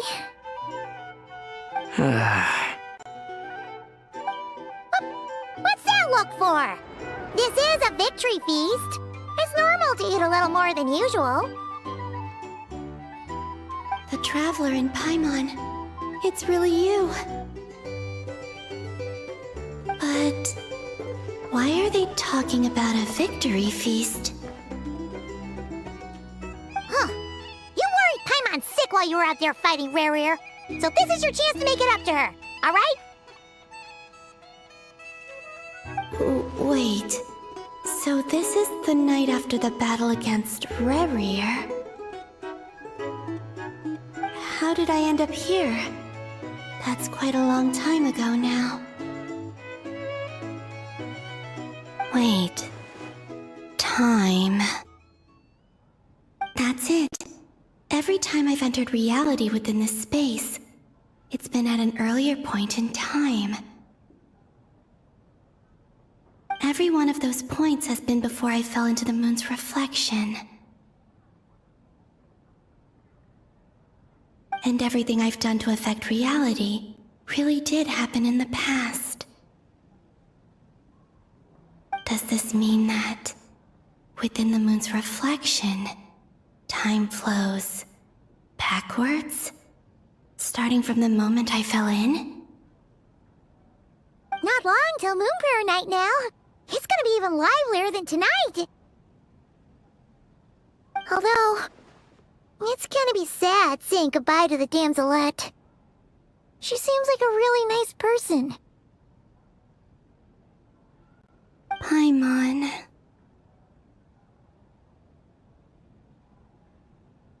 No, I can't. Even if I make contact, they probably won't understand what's going on. And in any case, I'll likely get pulled away again if I do. Instead, I have to find a way to get them to notice what I've written using the moonlight.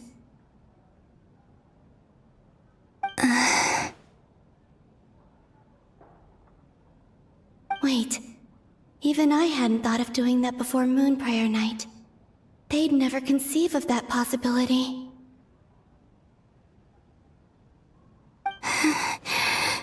Is there truly no other way? Don't lose heart. We'll find a way somehow. Huh? Oh, you say that, but the Frost Moon is beyond the fall sky. If we wanted to go visit her, how would we make it through to the other side? We might not have all the answers now, but I'm sure we'll find a way one day. Huh. Guess someone's gotta be the optimist. The present. The future. That's right. There are still things I can do. What's your plan?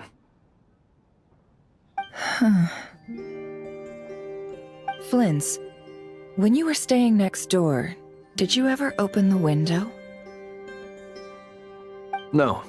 The rooms here are dark and damp, and there's such a buildup of dust on the windows that the moonlight can't even get in. I didn't think it was worth the trouble.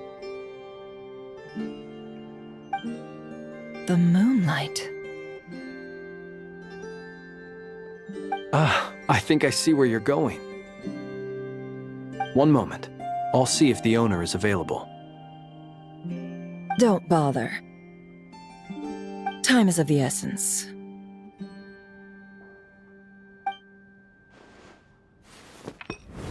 Time. Even if no one sees what I've written at this moment, maybe someone will remember what I said after Moon Prayer Night. I need to write down as much information as I can. And maybe one day...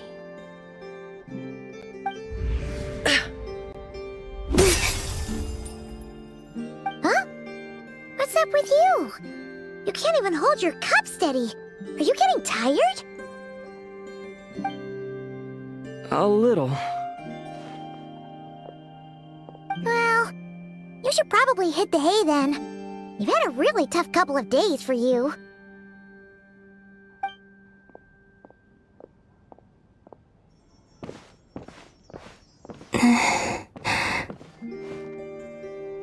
You truly have. You helped defeat Rerir, helped me reclaim my name, and you helped the others organize Moon Prayer Night. Wherever you are right now, I'm sure you're still fighting against the injustices of fate. This is all I can leave for them.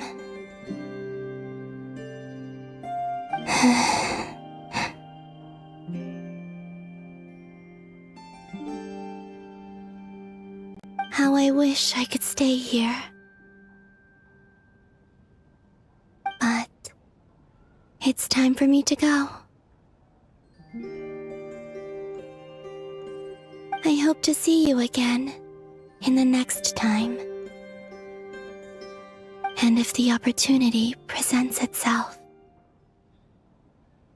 I will surely return to your side. Huh. Columbina. She's alive. Not only that, but she's left us an entire wall's worth of clues. She even wrote down what would happen on Moon Prayer Night. It's just a shame we found it too late. I am here. Time in this place flows backwards.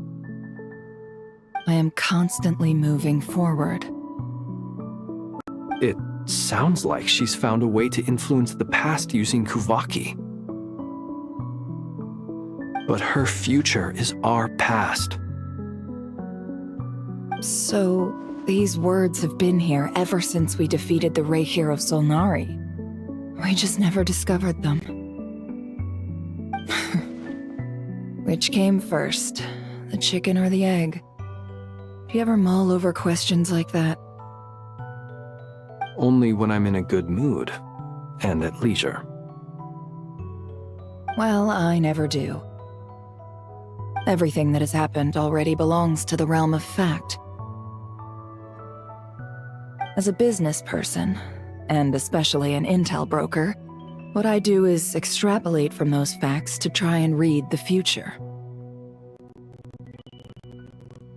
An admirable philosophy.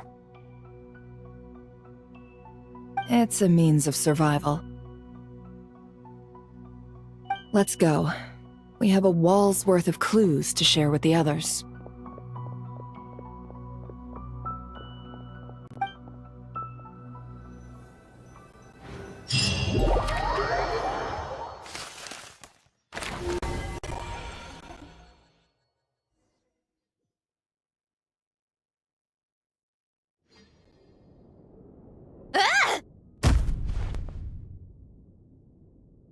It appears that the doctor's energy signature has changed to something similar to Kuvaki, but not like the Kuvaki we're used to. Nodcry's Kuvaki devices will only have a limited effect on it. I can see why you've chosen to place your hopes in alchemy instead. Also, I must say these books are rather profound. My subordinates just shipped them in from Fontaine. Some of them are from the Narcissenkreuz Ordo. Some are incident reports from Petrichor, and then there's a few test reports for these junk machines. Additionally, after some further scanning, I've discovered something extremely annoying. What's that? Tevat's skies contain multiple moons. A long time ago, when I did my first scan, I detected 3, just as the legends say. But when I checked again just now, I detected 4 moons. So there's one extra? Yeah. Originally, I thought that if I could still find 3 moons, that would at least mean Columbina's still alive. But then it occurred to me that apart from the frost moon, Tevat's moons are just husks. And husks surely shouldn't show up in the scan, since they're not alive. It's weird, isn't it? If we can't even distinguish between a dead and a living moon, how are we supposed to know whether a moon goddess is still alive?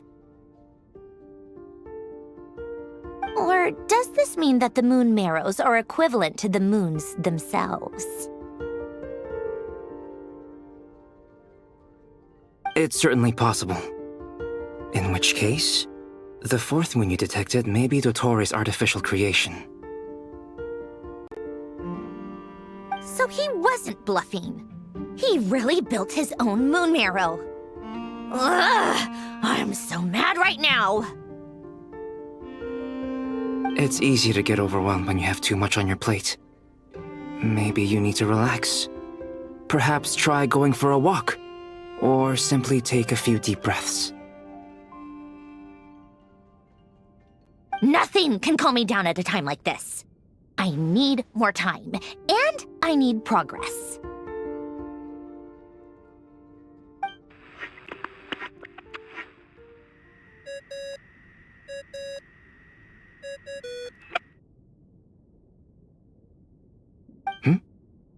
It's Mr. Flynn's. I really hate that ringing tone. Ugh. First the 4 orthants of the Narcissenkreuz, then moon marrows. Now what? Oh, sorry if we're disturbing you. Might I ask what's troubling you? What do you want? We're busy. Are you still at the Curatorium of Secrets? Yeah. Look, everyone else is still out, so there's no hurry. Plus, I'm busy, so I would appreciate if you gave me some space.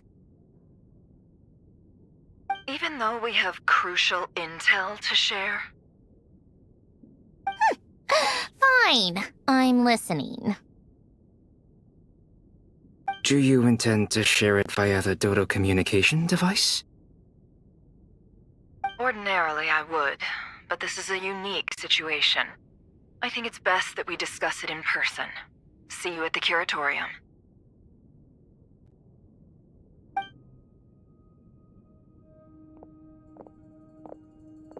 All right then. So, what's the situation? The rest of the team is still out working on their missions and evacuations, but we've decided to fill you in on the most crucial information first. Sandrone, you were right. Columbina is most likely still alive.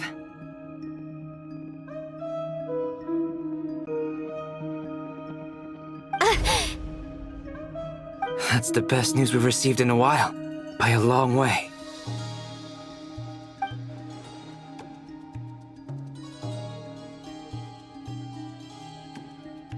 Random locations.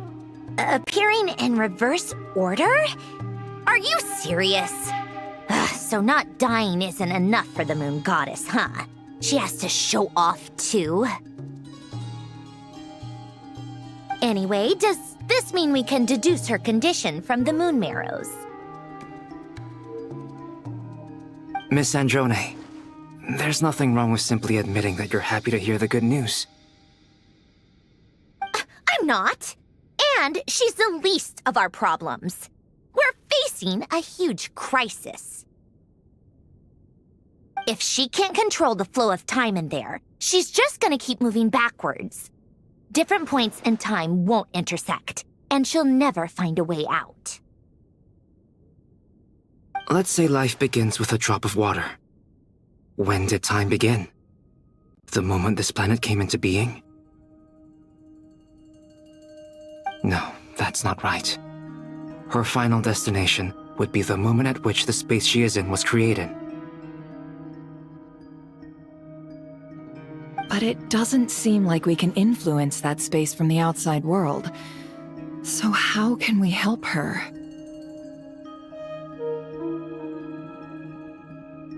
Also, if she's alive, Rerir and Thelindis might be too. But as far as we know, neither of them have come back out. That space may not have an exit at all. I'm afraid I must concur with Miss Nefer in this.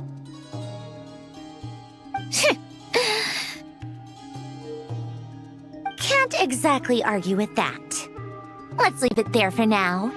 I've taken notes on everything you said. Will it help with your research? I doubt it's gonna help with breaking Dottoro's energy fields. But who knows when it might come in handy. Better to have it all written down than try to remember everything when I need it. All right, I need to get back to my research. Mr. Albedo has made a lot of suggestions that will require my undivided attention. Sure, I'll stay here. I have things to work on.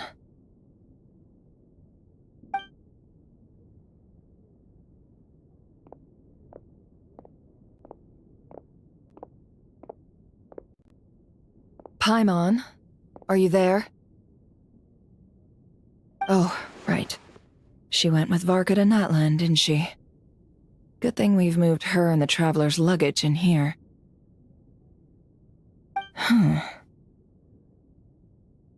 Speaking of the Traveler, where could they be?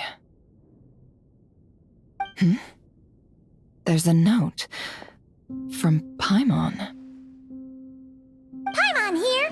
Not in at the moment, but if anyone needs to borrow her stuff or the Travelers, go ahead and help yourself. Paimon won't be mad. Also, Traveler, if you get back before Paimon, make sure to get some rest. Paimon misses you a lot, but put your health first, all right? How sweet. Well, since you offered, Paimon, don't mind if I do. This is the Traveler and Paimon's luggage. All the items they use day to day are here. It's well organized. I wonder which of them is responsible for that. What do we have here?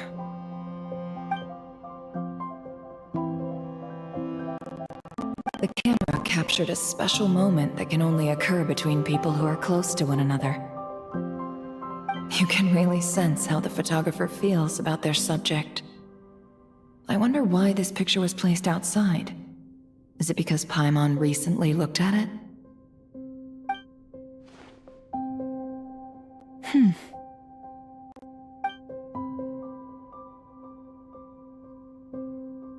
This must belong to the Traveler.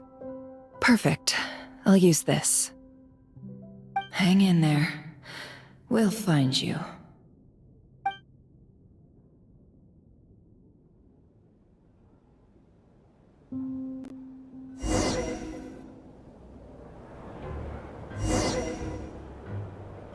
Polonia. Search keyword world formula and bring me all relevant books.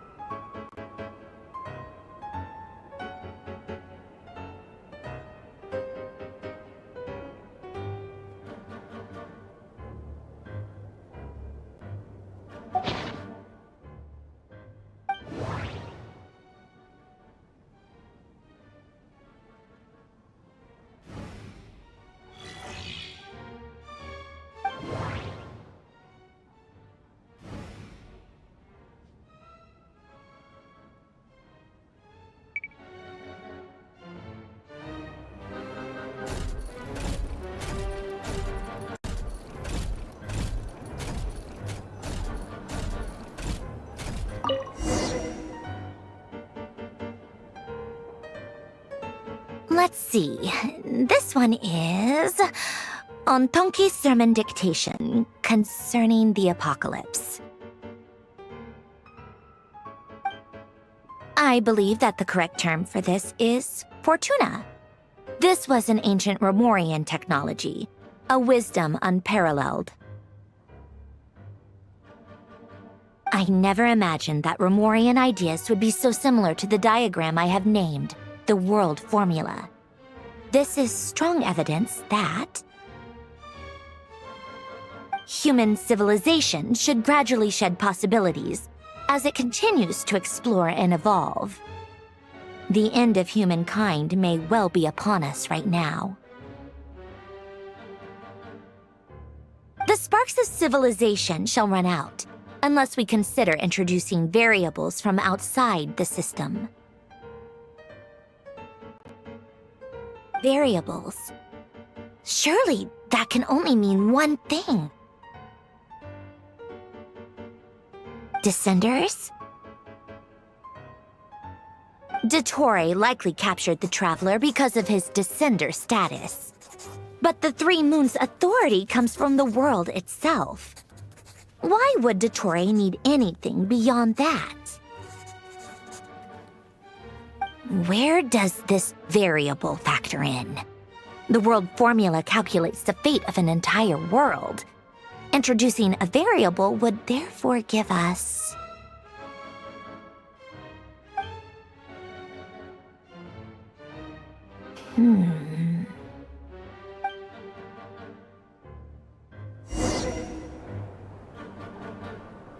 Colonia, search keyword pathway and bring me all relevant books.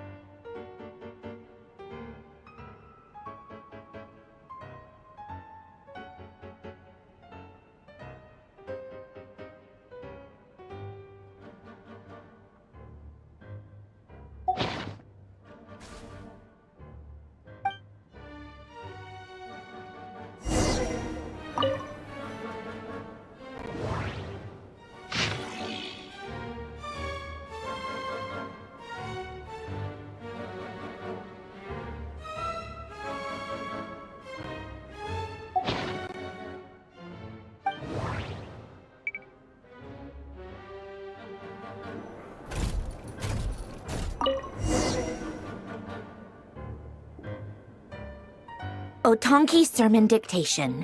Explications on the Chemical Marriage. These titles are pretty esoteric. Observe and compute the pathway displayed in the guidance diagram. Deconstructing and reversing its effects could generate potential ideas. So, it's one of Renee's draft lectures. deconstructing the pathway. I suppose that could lead to a breakthrough.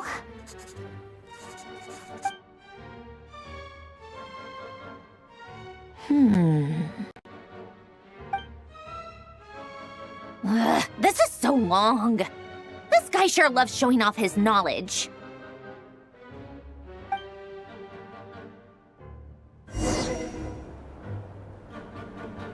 Polonia. Search keyword tree model and bring me all relevant books.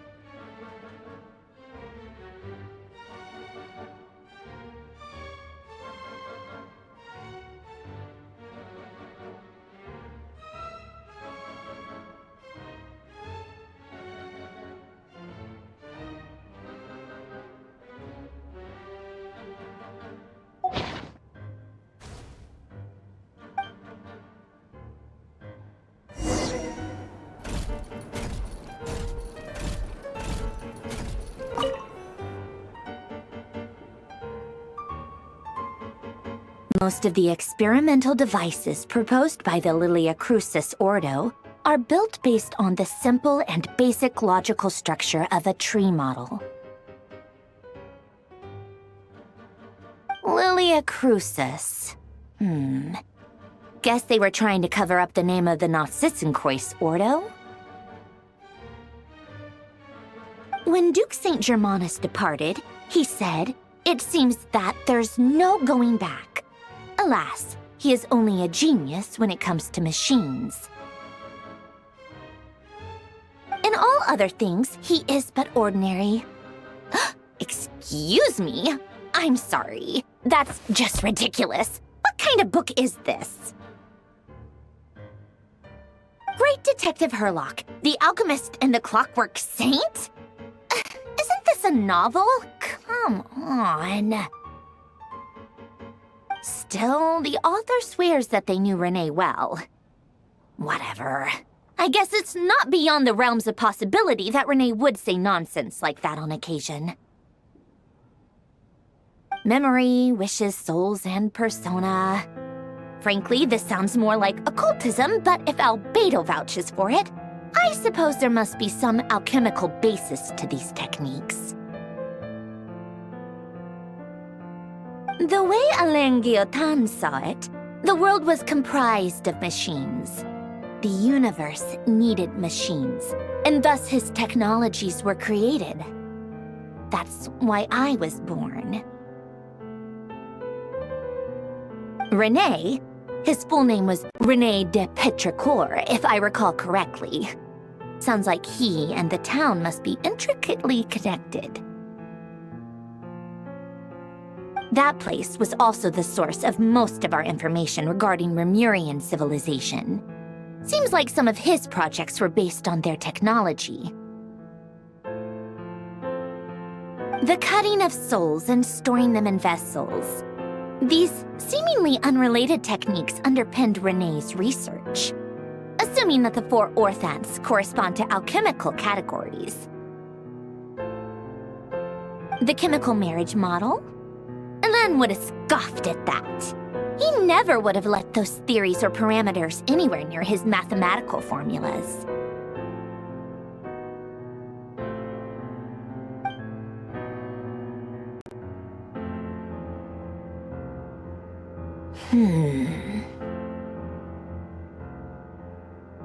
What was Alain's view on Renee? I know he mentioned the name, albeit very rarely. Oh, now I remember. Alain's old notes are here too. They mentioned Renee once. Renee seemed most out of sorts when he spoke to me.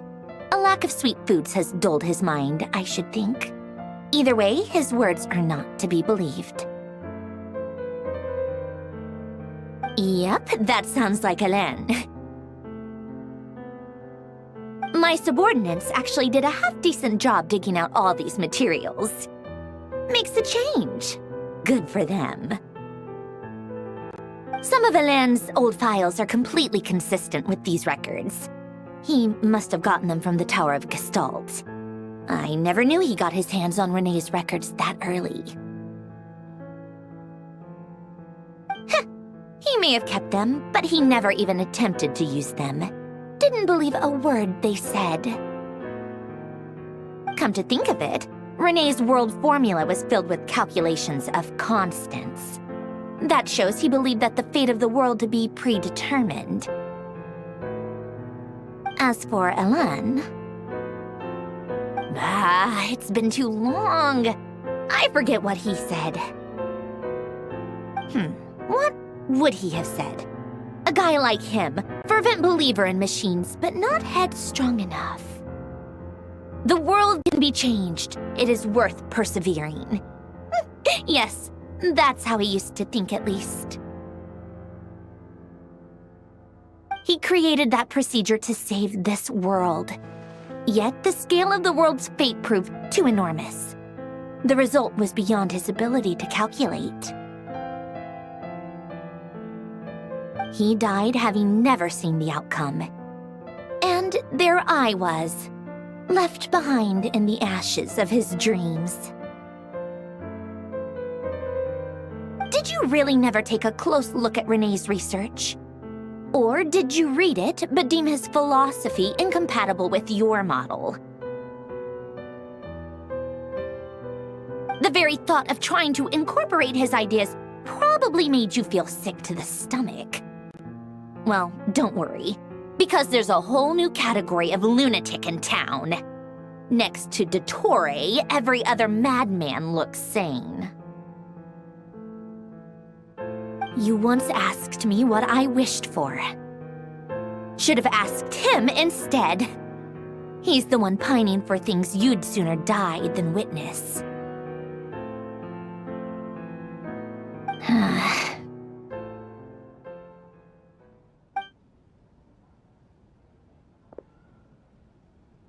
Even the tiniest variable can make big waves in the present.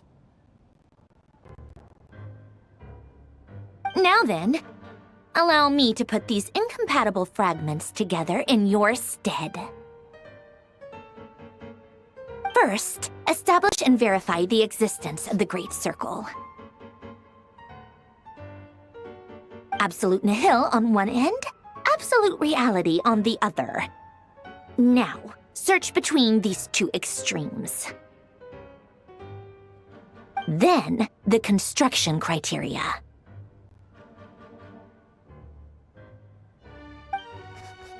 Variables.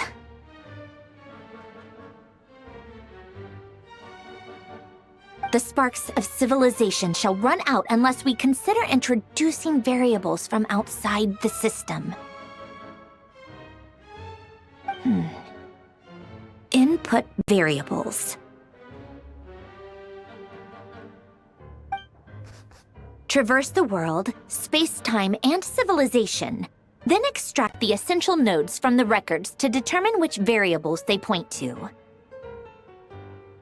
The primordial power that differentiated itself from the void. The power of light. Yes, light. Records. Hyperborea.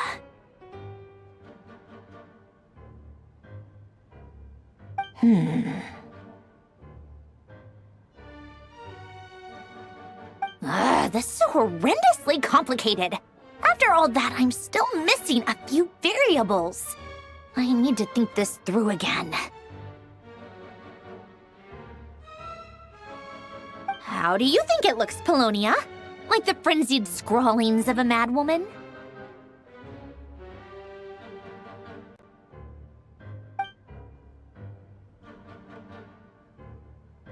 Fine, keep it to yourself. It's not like you can talk anyway. I'll assume you gave it a passing grade.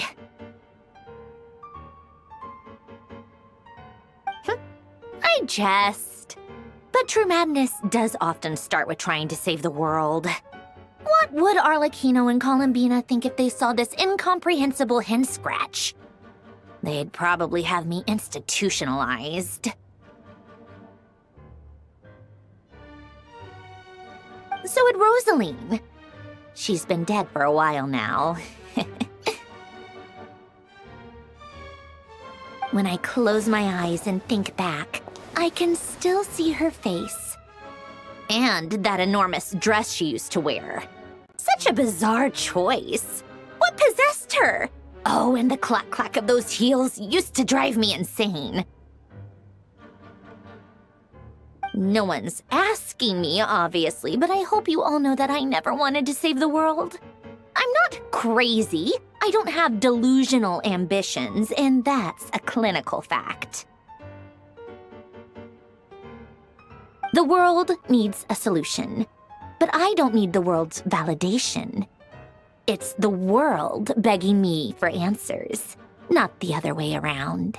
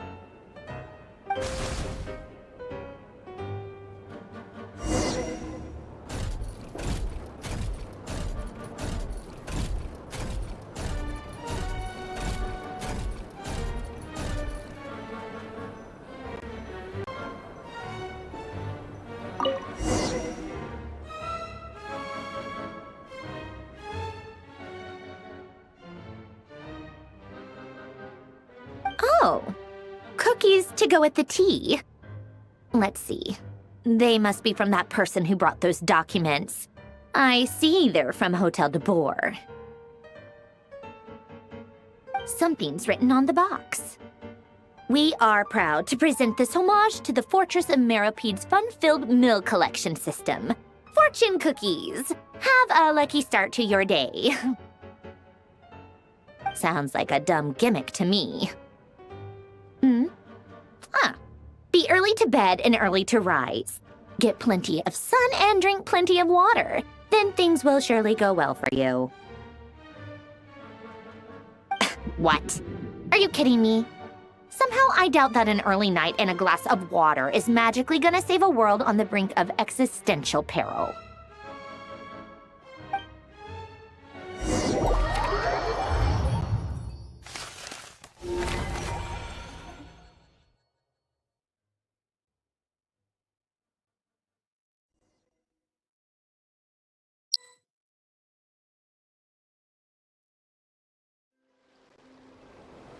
Lady Arlecchino, word has reached us that Lady Marionette's troops are all in position. They are ready to act as soon as the order is given. Excellent. The only thing is, they are fewer in number than we expected. It looks like many of them must have lost their lives at the hand of the monsters released by the Doctor. Can't be helped. Allow them to join our ranks, and keep in contact. As you wish.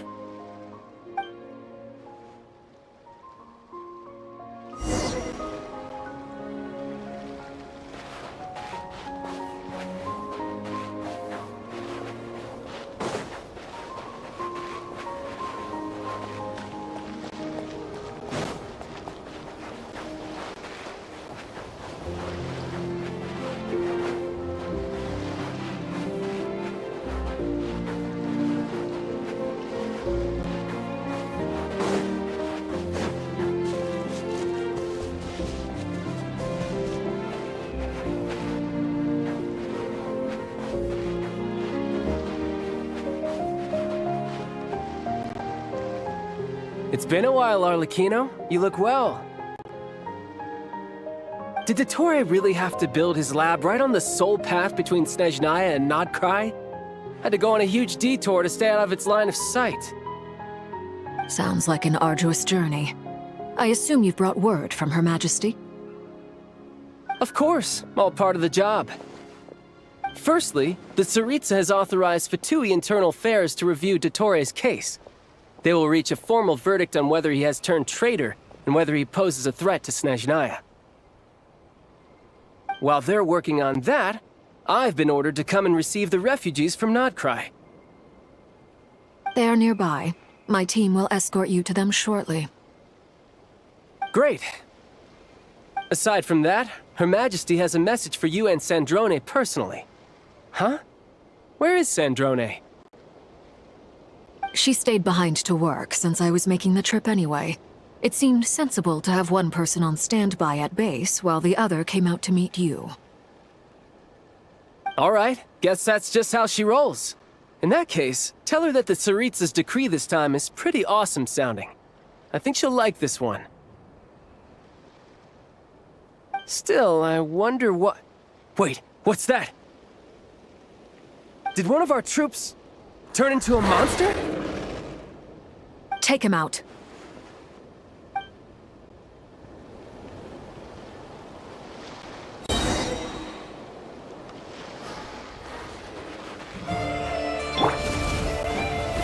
Riptide!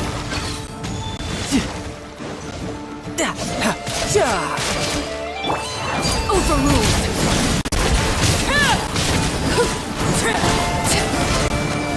You've gotten stronger, Arlecchino. Nice! Stop that right now. I appreciate the praise, but I am not fighting you today. I knew it.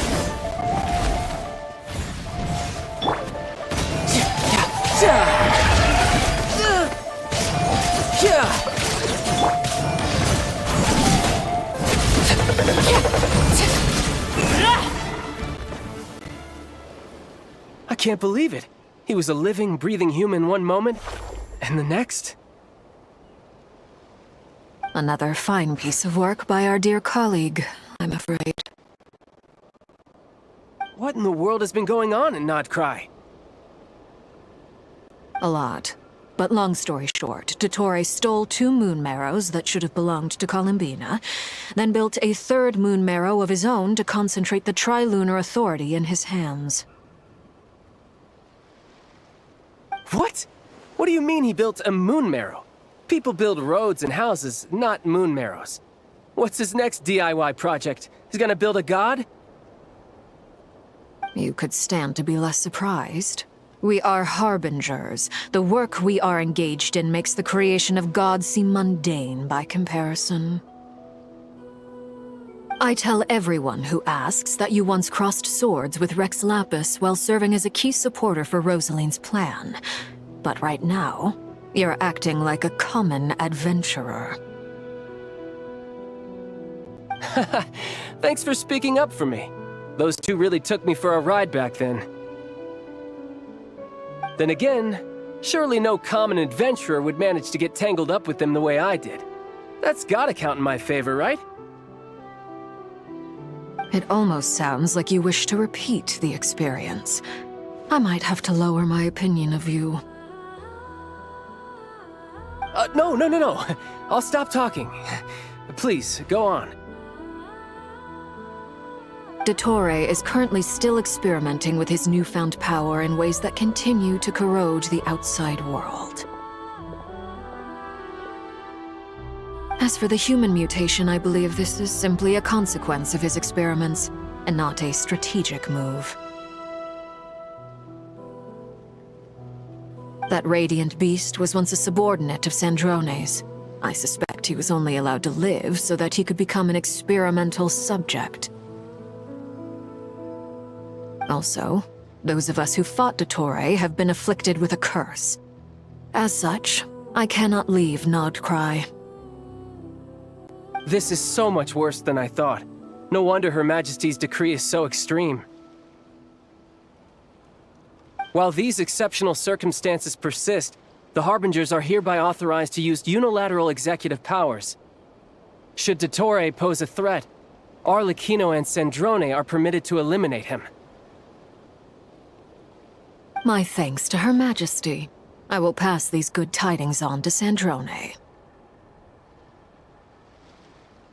Her Majesty has also declared that she will refrain from launching an attack on the now evacuated Nodcry due to the presence of unretrieved research material.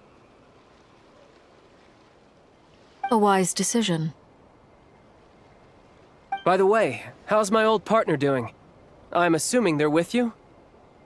Partner? You mean the Traveler?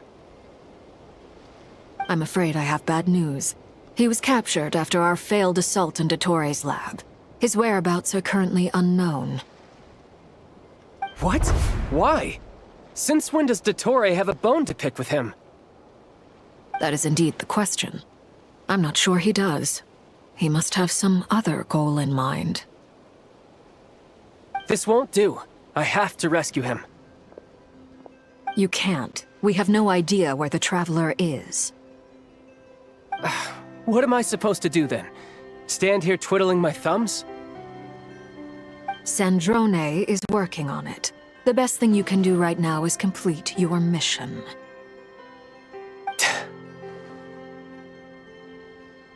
Fine. I guess I'll leave this to you then.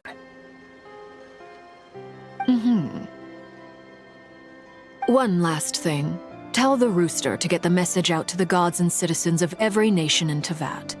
Beware. An uncontrollable pollution is spreading forth from Nodcry. The source of that pollution is a madman drunk on the success of his experiments. The Fatui and our allies will endeavor to contain the threat. However, if Nodcry falls, things are likely to escalate. Considering Dottore is one of our own, all Fatui stationed in Nodcry consider it our duty to stay and fight him to the bitter end. Whatever the cost. Hey, don't be too pessimistic. If it comes to it, I'm sure Her Majesty won't stand by and do nothing. I hope you're right.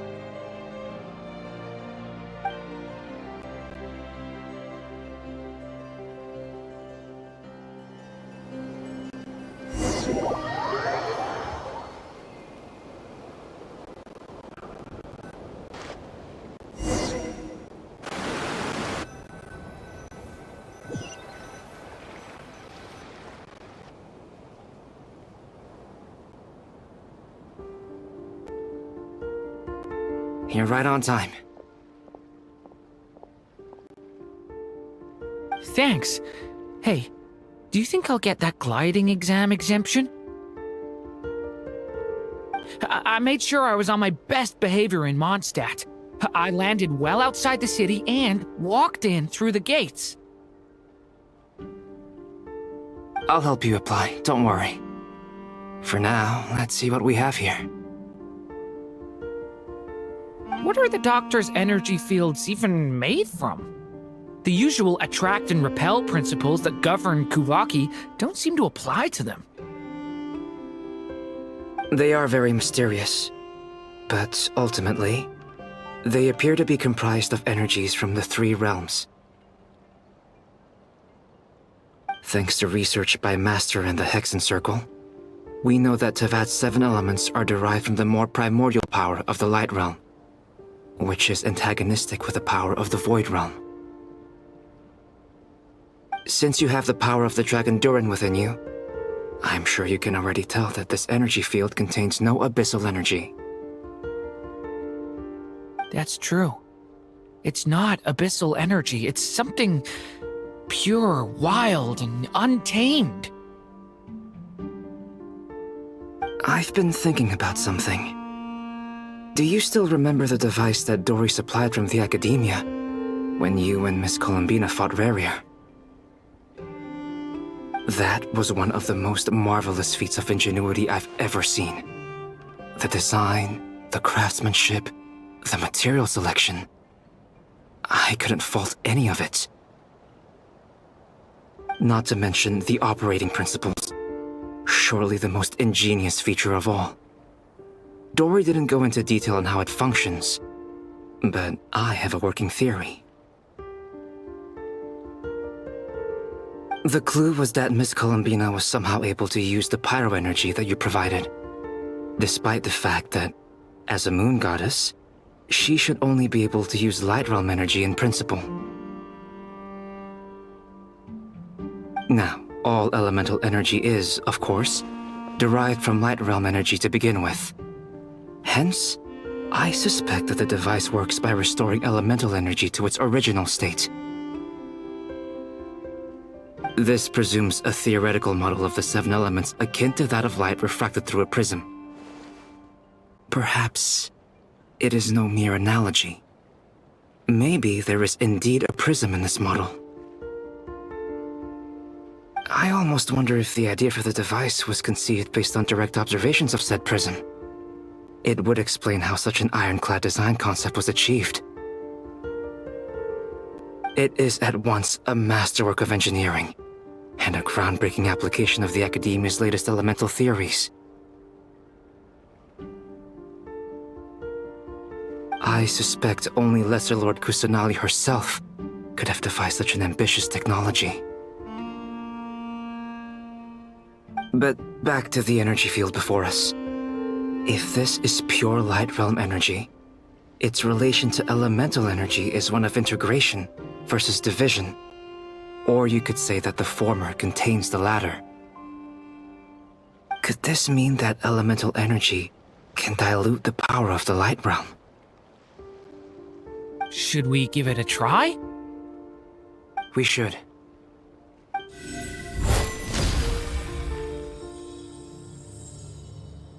Ha! It works! Clear signs of disruption were detected at the periphery of the energy field. This indicates that elemental energy can disturb or even negate the field. Now you try. Alright, here goes.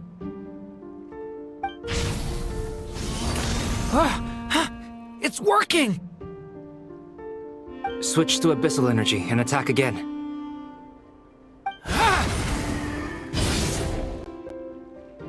No surprises there.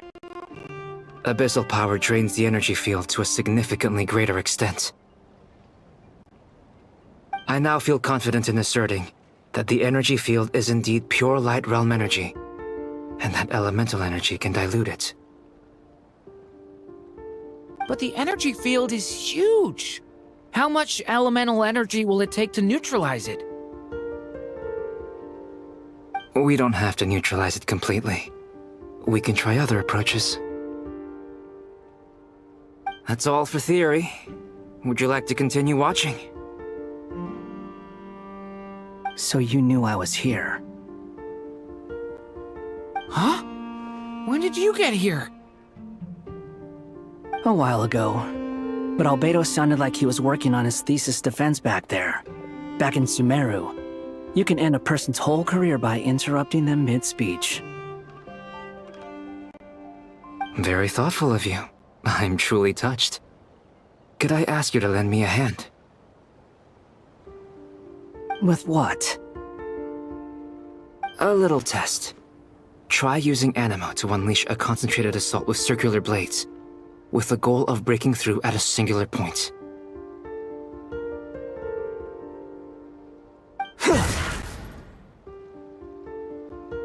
Nice! This time it tore through the field. Tremendous. This is a major breakthrough. Should we go through? We probably shouldn't risk having mutually antagonistic energies in such close proximity. Durin, you stay here and watch the entrance. Hat Guy and I will go in to investigate.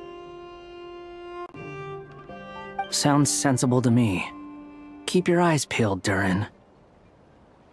Don't worry, I got this. You two be careful in there. Just give me the signal if you need help and I'll dive right in. What do you mean, signal? It's based on a new alchemical concoction I developed last month.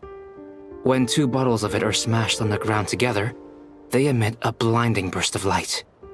If it comes to that, remember to shield your eyes with your hat. Glad I asked. Thanks for the heads up.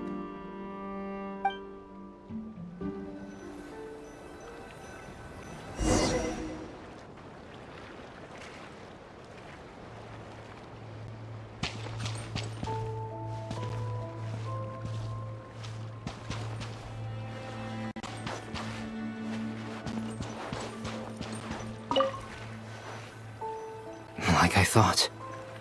Beyond a certain distance, we can't see the opening where we came in.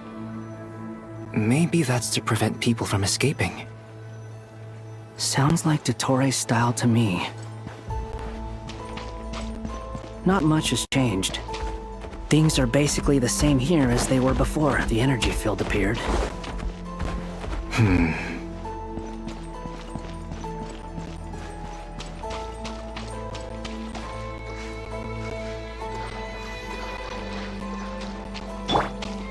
The wind rises.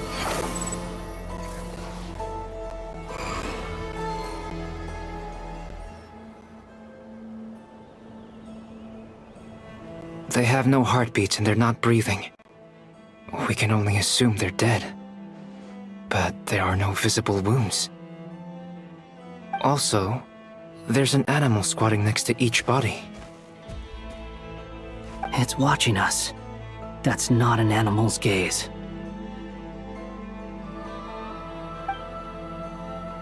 What are you trying to tell us? Doesn't seem eager to talk. I guess maybe it's just an animal after all. Let's keep looking around.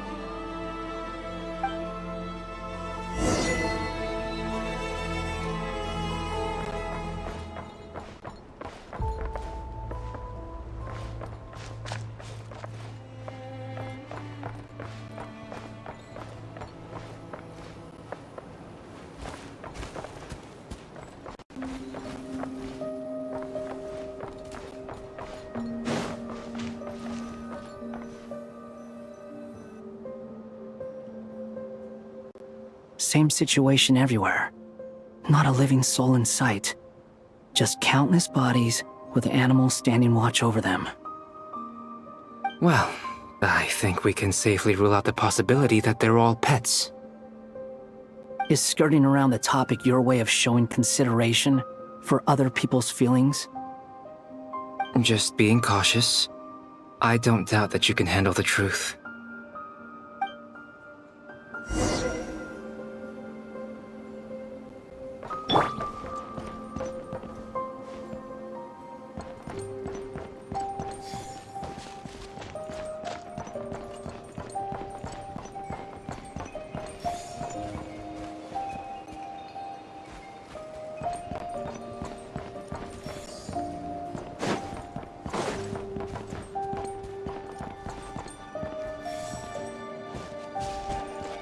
Careful. Please. Help us. Please. Over there. I hear a voice.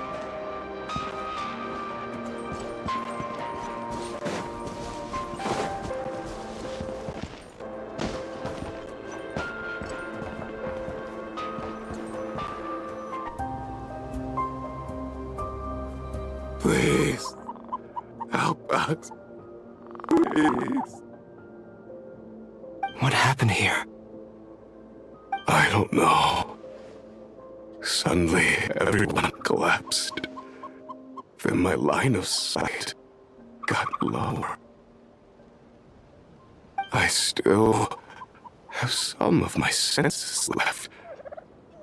I gotta get out of here.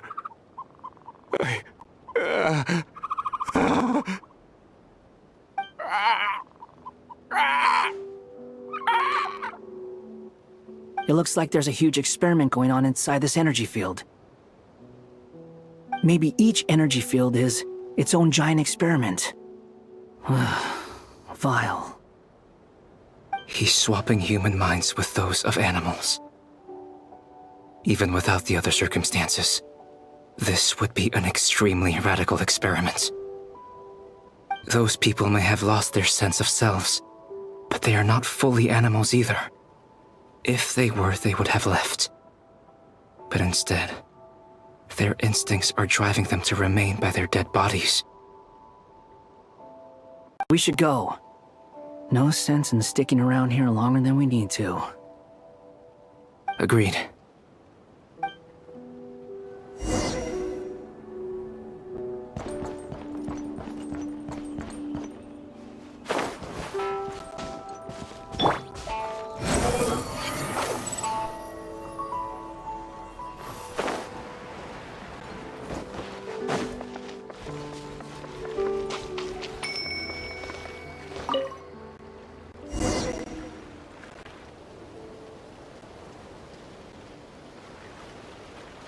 You're back! Everything okay?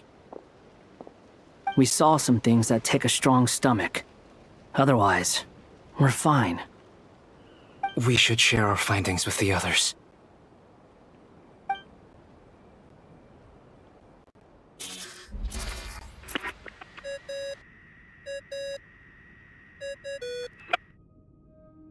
Yes? Who is it? Miss Nefer, it's me, Albedo. We found a way to break through the energy fields. With enough control, it's possible to tear them open using elemental energy.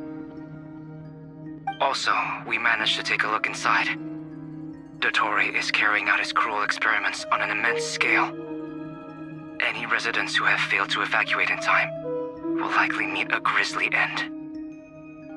Sounds like he's living down to our expectations. Might I ask how things are proceeding on your end? I'm just about to get started. I'll be in touch once I have a result. Understood. Stay safe. I will.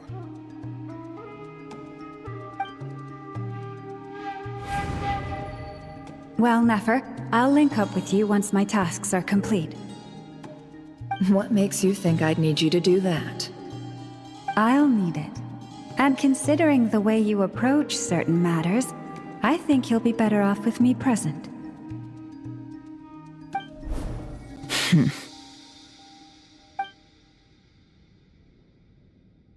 Let's begin. Entering simulation mode.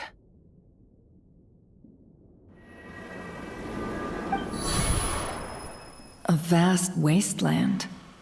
Is this the Traveler's inner world? I was expecting something more vibrant, to be honest. Wait, someone's there. What are you looking at? In that case, I'll look at it with you.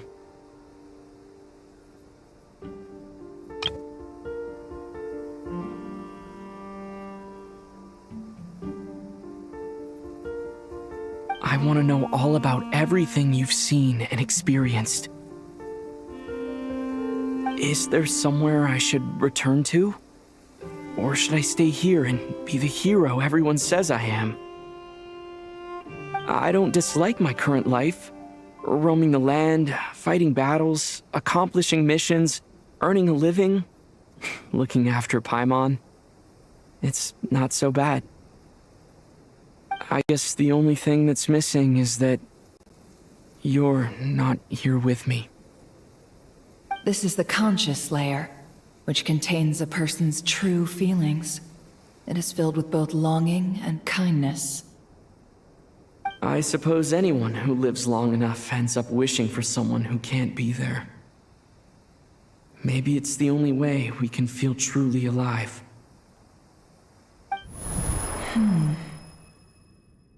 Time to delve a little deeper.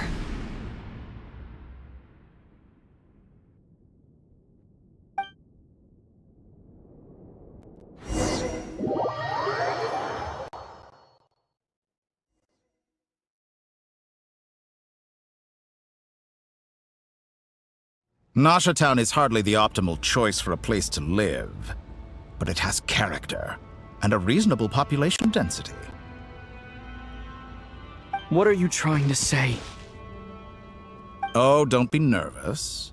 I was just thinking where might make a good starting point for your journey. Perhaps I should send you further afield.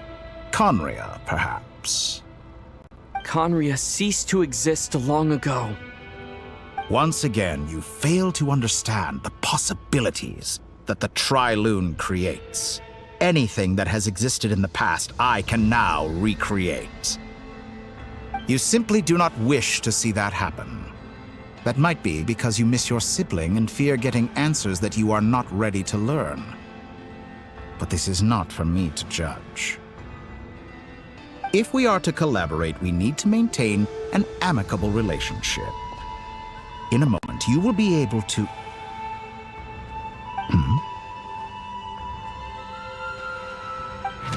Oh no. What are you...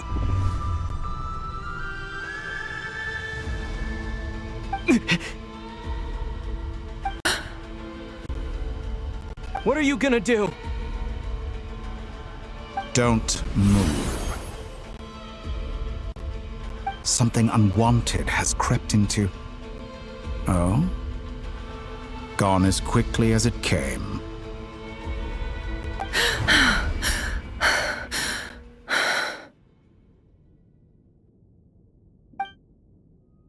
Did you save me? If I hadn't cut the connection, Dottore might have caught you from the other side and destroyed you. This was a good idea, but once is plenty. You were exceptionally brave. Excellent work. Thanks, but now's not the time for that.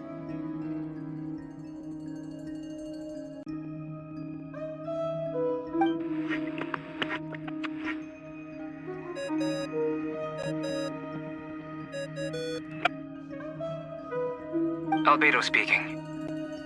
I think I know where he is. What is this endless darkness? I can't see anything, even though my eyes are wide open. But why? What happened? Ah, sorry about that. I take it you didn't notice. Just now, a friend of yours took a little peek into your mind. Could it be Nefer? How did she do it? Did she use something as a medium to connect to me? Do you think she's aware of your current circumstances? Oh dear. Have I stunned you into silence? I only wanted to slow down your time a little so I could stop your intruder in her tracks. It would have been nice to capture the spy. I must say, I'm finding the ability to adjust the flow of time rather intriguing. The moment you closed your eyes, time seemed to grow impossibly viscous, didn't it? A whole month passed before you opened your eyes again, but only for you. No one else was affected. I dare say this is something only a god can achieve. Point taken. You've proven once again that you have god-tier powers. Oh, you misunderstand. This wasn't about proving a point. I was testing things out. I find I learn best by doing, and I have to admit, time is not the easiest dimension to control. I only wanted to make you sleep for a short while, but it ended up lasting a whole month. Clearly some finesse is required to wield the authority over time as I wish. I hope you're not angry with me. It was only a month's discrepancy, nothing too serious. Had I been off by a year, a decade, or even a century, that would have been quite a different story. You could have frozen me for millions of years. So much for collaboration. You aren't showing much sincerity. Millions of years? To what end? I wonder if you don't understand humans all that well. They are very pragmatic creatures who understand only that which they can perceive with their senses. If I had you sit here for a week, I imagine people might sympathize. But if I left you here for 100, 1,000, or 10,000 years, the sheer size of that number would cause it to lose all meaning to them. They would not have the capacity to comprehend your suffering, and thus they could not empathize. Unfortunately, while gods do exist in Teyvat, it is ordinary humans that account for most of the population. Their lifespans are so limited, their bodies so fragile. Did you ever really hope that they could begin to understand someone like you? Your long life and unique origins make you fundamentally different from them. How long will it be before they start to treat you like the alien you are? Before you are ostracized, outcast? Alien?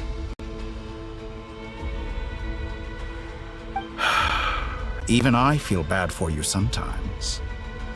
This world has made you into a slave. So many times you have served its will, and not once have the powers that be ever thought to grant you the one simple thing you wish for. You have been treated most unfairly. I can change that. I will grant you special privileges and give you back the status you rightly deserve as a descender.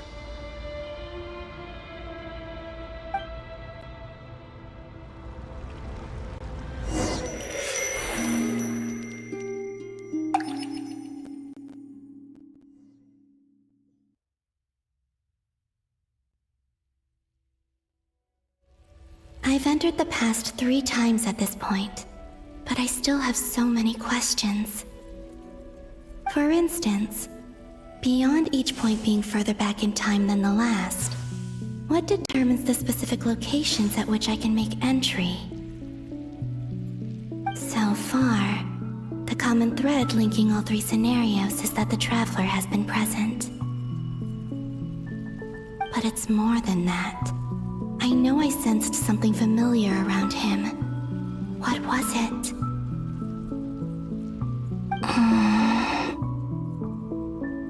I'll keep this question in mind as I carry on.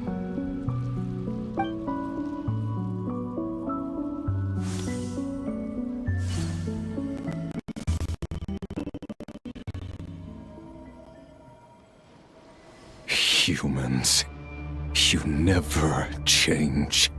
Always trying to use powers you neither comprehend nor control.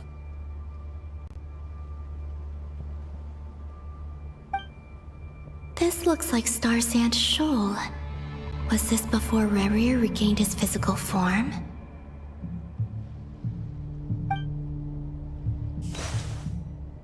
You've messed with the cannon again, huh? Sorry, but this round's not gonna go your way. The cannon. That's right. I was at Silver Moon Hall and I sensed an abnormal Kuvaki fluctuation coming from Nasha Town.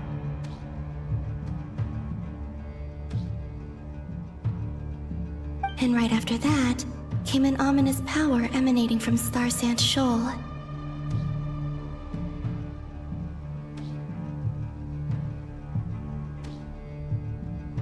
My body was once torn into countless pieces and hurled into the swirling chaos of time itself. But even so, my life and will were not extinguished. I wonder if I could try to prevent his resurrection. But how would I do it? What can I do, here and now?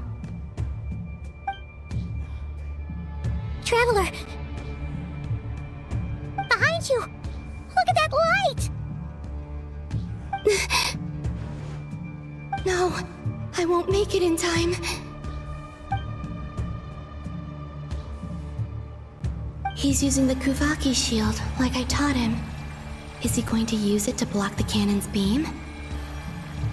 He's strong. I'm sure he can manage. But the force released when the beam impacts the shield might lead to collateral damage. Easy Island. The Frost Moon Scions will be exposed to lethal levels of Kuvaki. A question, if I may, kind Miss Columbina. When the cannon's Kuvaki beam was deflected earlier, I saw several bolts of energy streak toward Hisi Island, only to be blocked. Did you also have a hand in that?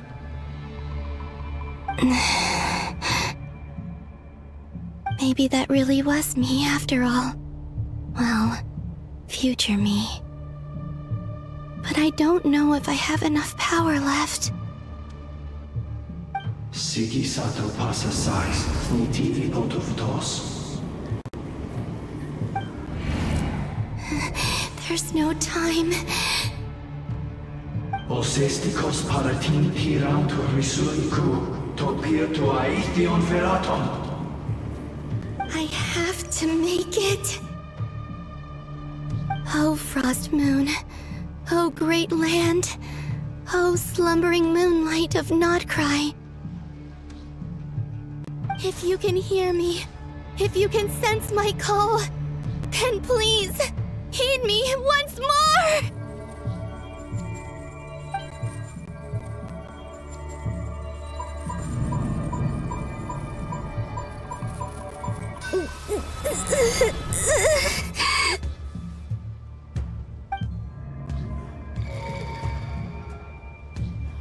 Did it work?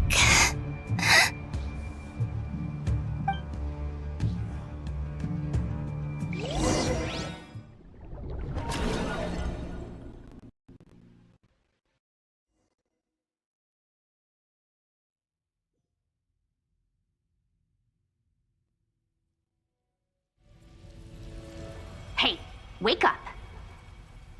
Hey, did you hear me? Columbina, I said wake up now!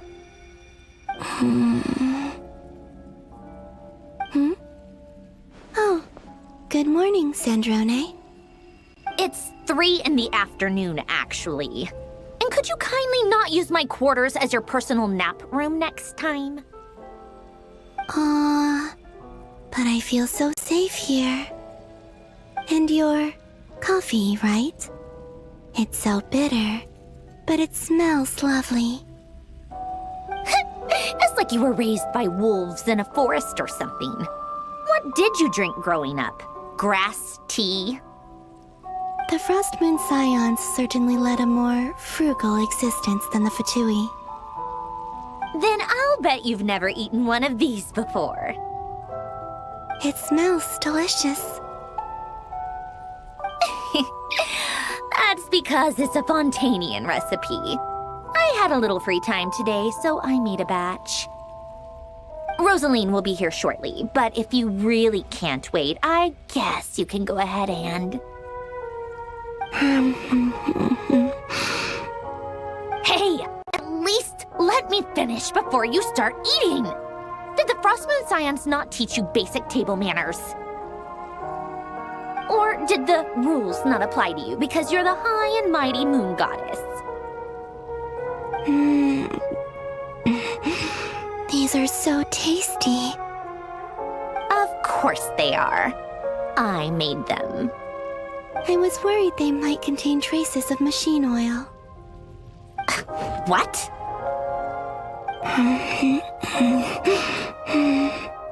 You know, there's something I've always wanted to ask you. Why did you leave your old home and join the Fatui? I mean, I'm sure their food was awful. But there's gotta be more to it than that. Well, life there didn't go quite how I imagined. What were you expecting? You're a god. Your followers are gonna make some demands of you, right? Surely you can just answer a few prayers here and there in return for the free food and drink. How bad can it be?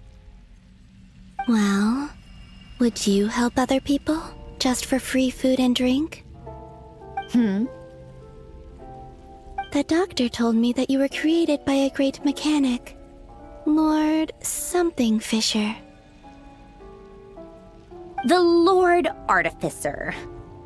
Ugh, some people can't keep their mouths shut. Oh, Lord Artificer. And didn't he have something to do with the, narcissist? Narcissenkreuz Ordo. Yes, that was it. Narcissenkreuz Ordo. So, would you try to fulfill their wishes? You must be joking. I wouldn't go even if they paid me. I don't even know them. Exactly. Well, I felt the same way. I did not know the people who made demands of me. What do you know? We're on the same page for once. In his later years, Elen did ask me if there was anything I wanted to do. If I had any wishes of my own. Well, I don't. And I'm not in any mood to fulfill someone else's either. Who's Alain? He was the... You know what? Never mind. You're not gonna remember. Anyway, the point I'm trying to make is, neither of us is the self-sacrificing type. Let me ask you this. What sort of place would you like to live in, if you could choose? A place where people don't ask me for things I cannot give them. Where they don't worship me, or fear me, but just want to chat with me like a normal person. I'd also like the freedom to come and go as I please. And ideally, it would be somewhere with the smell of coffee and snacks. Not to burst your bubble, but no such place exists in the world. Now, take your snacks and scram!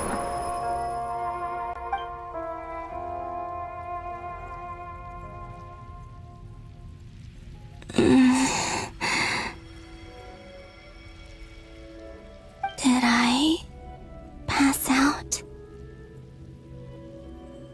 Of course. I'm back here again. I dreamed of events from my past.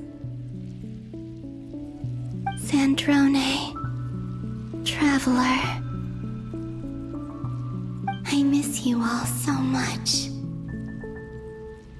Back there, I guess I managed to harness all the Kuvaki energy on Hisi Island. But how did I do it? is flowing backwards here, and I can use that familiar power to enter the world of the past. That mystery ally everyone talked about. It was me all along.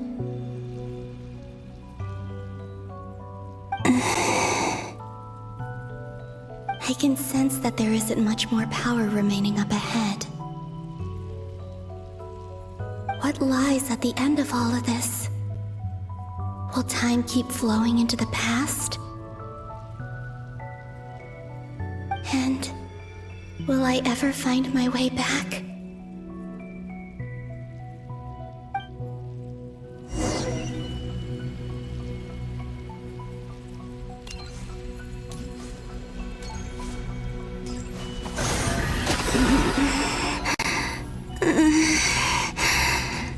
It's getting harder and harder to use my power.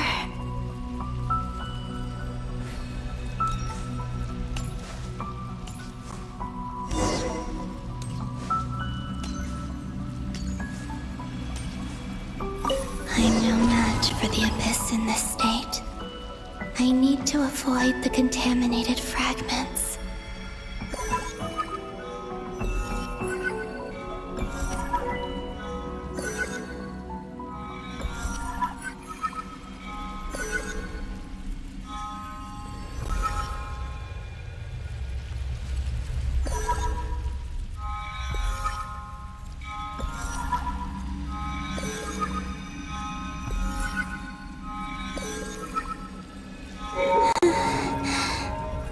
Time to go. I wonder where I'll find myself this time.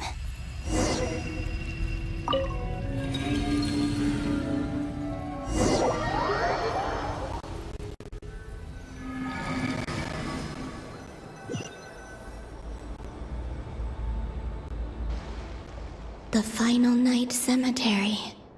This is where Flint's is based. Or not! How are we supposed to read through this many files? Difficult, yes, but it is also our most efficient option. Seems like they're searching for information. Oh, I remember. Flint and Varga talked about some files on the Wild Hunt. Was this my doing too? To expose the true intentions of this Rereer, we need to dive into Notcry's history. Are my actions changing the past? Or are they simply completing a process? Is all of this inevitable? Or am I the one making these decisions? If I choose not to help them now, will it change how things turn out?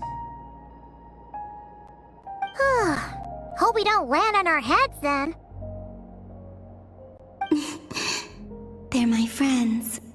I can't not help them.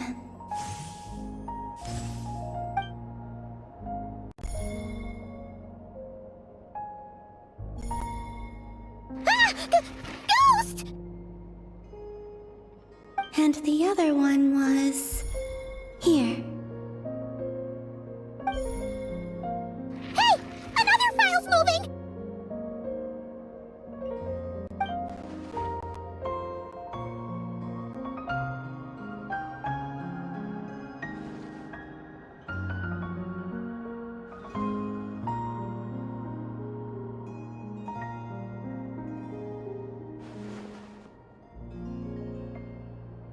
That should do it. Hmm?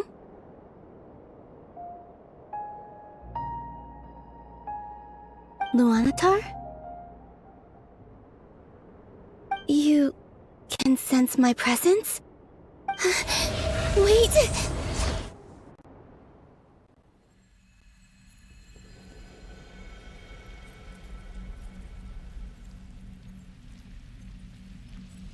Luanatar.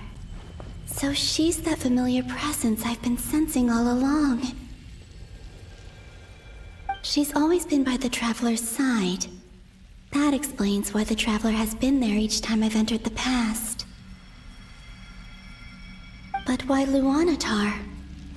Is it because she has a connection to me as the Moon Goddess's familiar? If so, why not any other Kuhenki? That's...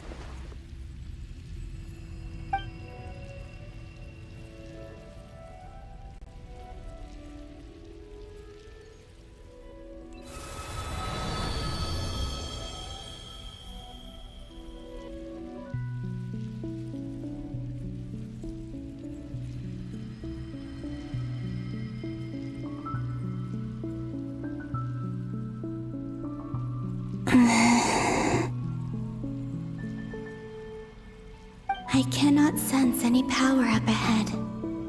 Just a void, stretching out into infinity. This is likely my final chance to enter the past. It's now or never. I have...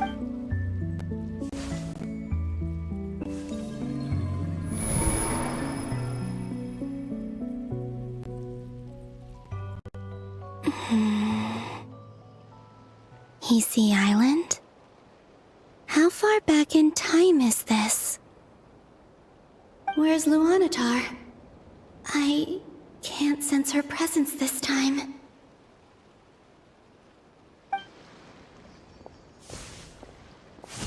Oh, seeing Enefa and Aino reunited like that sure was heartwarming. Traveler, Paimon! No, stay calm. I don't have much power left to change things. I don't even have that much time left here. Think, Columbina. How do I find a way back? A way back? To where? Do I go back to Moon Prayer Night? Or to the future that followed? And if I return in my current state, what will become of me then?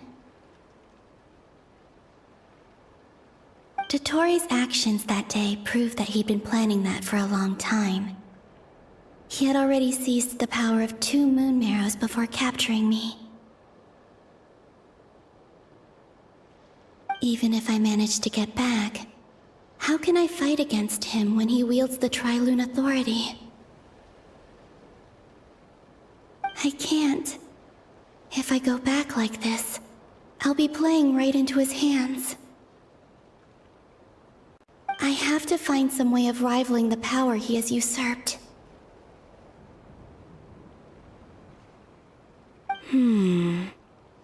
Wait. Time flowing backwards. The Tri-Lune Authority.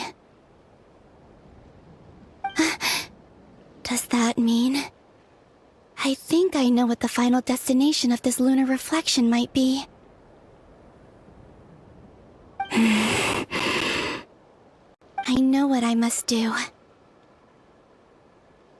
Speaking of homes, we must already be close to where the Frost Moon Scions live. The vibe here feels different, just like the scenery. But how do I communicate my plan to my friends? Should I write it down here? No. Someone else will see it. I need something with a close connection to me. Something I can use as a medium to tell them what's happened to me in here.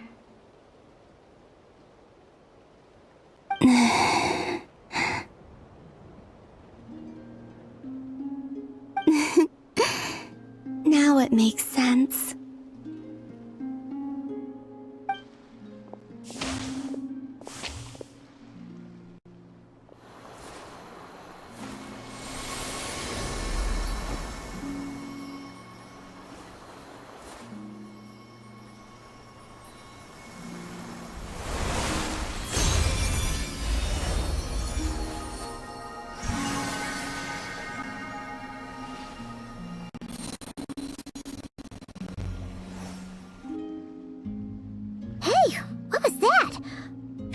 some sort of breeze blew by, and then the petals suddenly turned into...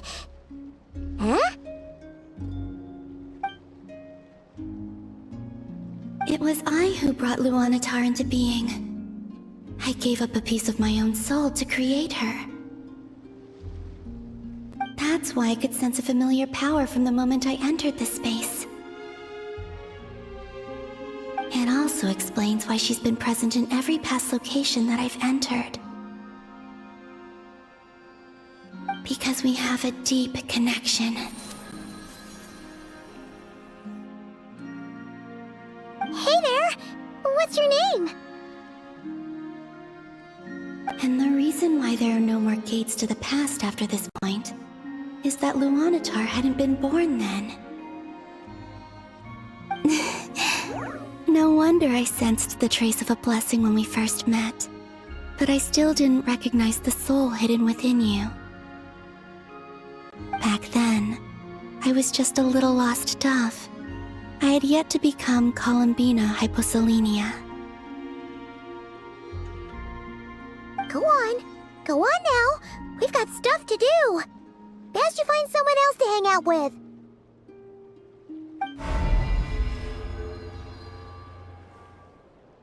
Hey, you scared it off.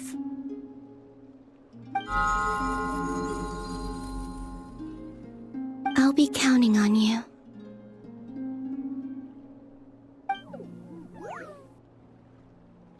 Remember to stay by the traveler's side, guide him, and help him in my stead.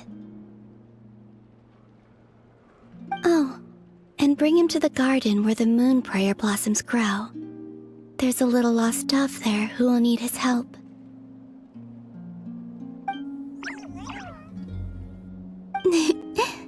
Go on.